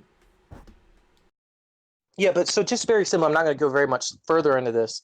It's just that if you think that or if you think that conceivability entails possibility, and you realize that both arguments are mirror opposites of one another, then you either have to accept that neither of the arguments work. That means that neither of them can be justified through conceivability entailing possibility, because they can both be used to prove the logical opposites of one another, or you think that true contradictions are true, dialetheism. And so that's pretty much what I consider, because you want to reject dialetheism, most people would want to, and so that would give you good reason right there to not want to think that conceivability entails possibility, because then it would prove true contradictions.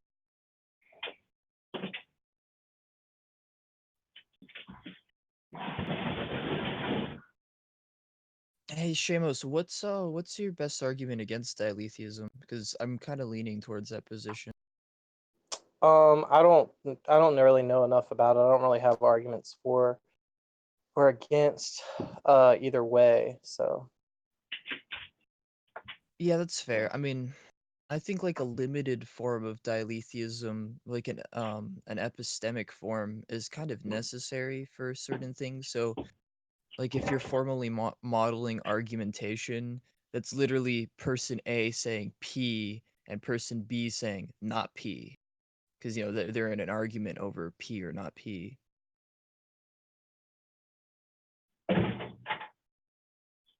So I would think that if you wanted to model that in some way, you'd have to admit that. What do you guys are familiar with that, the P zombie, the like original P zombie argument with all the content? It's just like I can imagine of a person who has all of the physical facts and yet doesn't have qualia, and that's what a P zombie is. And so you start to move from that argument, like I can conceive of it, and since I can conceive of with all being with all the physical facts and not qualia, then that must be possible. And if it's possible that we could have a being exist with all the physical facts and not qualia, then dualism is true. Okay, and hold on, then dualism is false. I mean, and then, I was thinking. Yeah, and then so the other way that you could do it is just by doing it the exact opposite. You can think one person come to the table and think, I think that there could have all the physical facts and qualia, right? And then that's conceivable, that there's something with all the physical facts, qualia. And if I can conceive of a being with all the physical facts and qualia, then it's possible. And if it's possible that there's a being with physical facts and qualia, then dualism is false. And then the other one, yeah. And so there's a couple different variations on it, but it's kind of the same way. Like if one person come to the table thinking that he can conceive of a classical P zombie, and then one could come to the table thinking that he can conceive of the reverse. And if conceivability entails possibility, then they're both possible, but they're both the logical contrary of one another, which is like it's possible that there is a P zombie and possible that there's not a P zombie when these are meant to be forwarded as necessary claims. But anyways, like there's probably a lot other better reasons to not think that conceivability entails possibility, but that's probably one of the better ones that I know. Yeah, I agree. Like I completely disregard that notion. Actually, and a lot of these fucking idiots that go with that tend to deny the antecedent, where they'll say, okay, if conceivability implies possibility, therefore inconceivability implies impossibility. And that's just a straightforward fallacy. That's P implies Q, therefore not P implies not Right. Q. Right. That's And actually a fairly good argument itself, Astus. yeah, and so Yuri made that mistake, and I brought that up to him, and it took him fucking days to figure it out. He had to go run to Jack and ask Jack like, "Oh, tell me my position." And so I'm surprised that Pogan hasn't done that yet. But one of my favorite arguments, actually, Well, with let's this talk whole about that one just for a second space. before we move on, because I think that one's kind of Yeah. because like yeah. So if you say that, we'll start with like just a straightforward like material implication, like conceivability entails possibility, right? But and then we would apply like modus tollens to that, like Asus was saying. He's like, well, if you think that, then we apply this inference rule to it. You should also think that inconceivability implies impossibility. And what's interesting about that is we could probably think of a ton of examples of things that are so complex Well, that that they're wouldn't be modus inconceivable tollens. to us, but it doesn't Well, mean that they're impossible. Yeah, but that wouldn't be modus tollens. Modus tollens would be conceivability implies conceivability implies possibility, and not possibility implies not which Yeah, yeah. is not what these guys Impossibility want. implied. Oh, yeah, yeah, Yeah. yeah. My bad, my bad, my bad. So No what were worries, you? no So worries. what were you saying then, Astus? So Because you're not making that argument. No, no, no, no. Like I said, so they were denying the antecedent. So it went conceivability implies possibility, therefore inconceivability implies impossibility, which is what they want to say, but that's denying the antecedent. Oh, I see. Well, So they just like Yuri slipped up or something and said that. I see what you're saying. I must have got well, confused. and well, yeah, Yuri slipped up and said that, but then supposedly some of these pal talkers still believe it, because so how Josh came in and tried to white knight Yuri is he's saying that there's actually a bi implication. So he's saying that conceivability implies possibility and possibility implies conceivability. And so therefore from one of the branches of that bi implication you can then conclude that inconceivability implies impossibility. But I mean maybe, but I haven't ever seen it presented as a bi implication. Yeah, I mean, if it's a biconditional, you would see a lot. I wonder if you would see a lot more philosophers trying to move from possibility to conceivability. I mean, but that Yeah. doesn't seem very powerful or like necessary. I mean, maybe No. I don't know. I'd have to think about it. Well, okay, and what I wanted to say too, so this is kind of the second part where so at one point in time it was inconceivable that a triangle's internal angles could sum up to anything other than 180 degrees. And it was thought that because, it's inconceivable, it's impossible. But with the birth of non-Euclidean geometry, hyperbolic and elliptic, it's now very simple. It's now very easy to construct circles that don't have an interior sum of 180. So just because it was inconceivable at one point in time does not mean that it's impossible in the slightest. It's a very simple counterexample to that.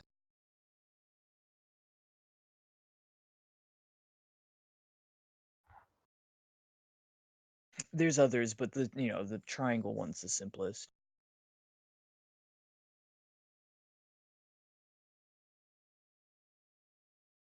Like his I mean, they might kind of say that this is an equivocation on what's considered conceivability, but at one time it was inconceivable that man would fly. I mean, I guess it was always conceivable, but it was never seen.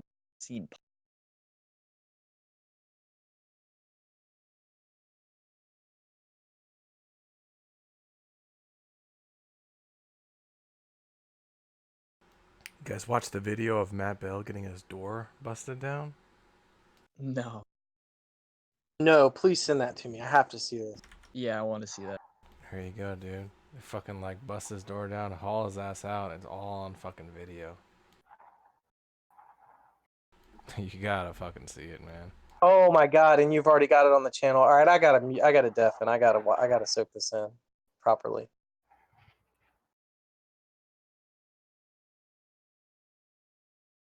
Oh my god, it's so insane.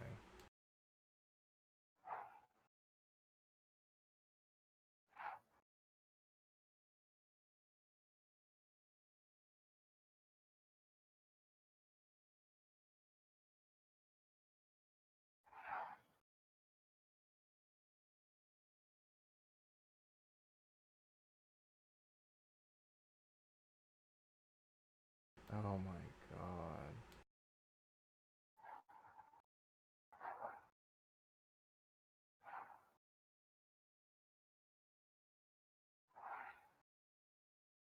Like going through his YouTube channel. Here he is again, in the same room, directing the sexual abuse of an 11-year-old girl in the Philippines, using Skype and a webcam.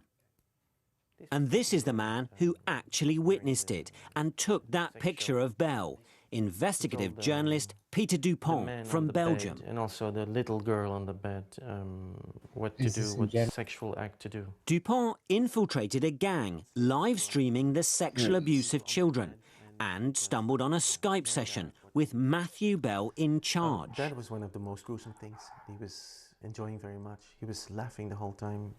The journalist told police in the Philippines and was there filming when 5 men were arrested and 12 children rescued. But he wanted Bell behind bars too and set out to contact CEOP, the Child Protection Unit of Britain's National Crime Agency. So, in July 2016, Dupont contacts CEOP's regional office in Thailand. No response. In September, with help from Interpol, Dupont is put in touch with a CEOP officer in London, sending screenshots of Bell and his Skype ID. Dupont is even interviewed by the Daily Mail, which publishes Bell's picture. Emails and phone calls with CEOP continue, but no action is taken. Bell remains free, and court documents show he was still abusing children. In early 2018, we travel to meet Dupont in Belgium and ask.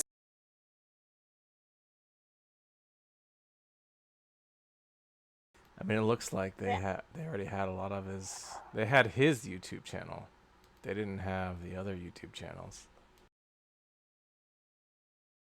I wonder if he wonders if we found out. Oh, I'm sure it's crossed his mind.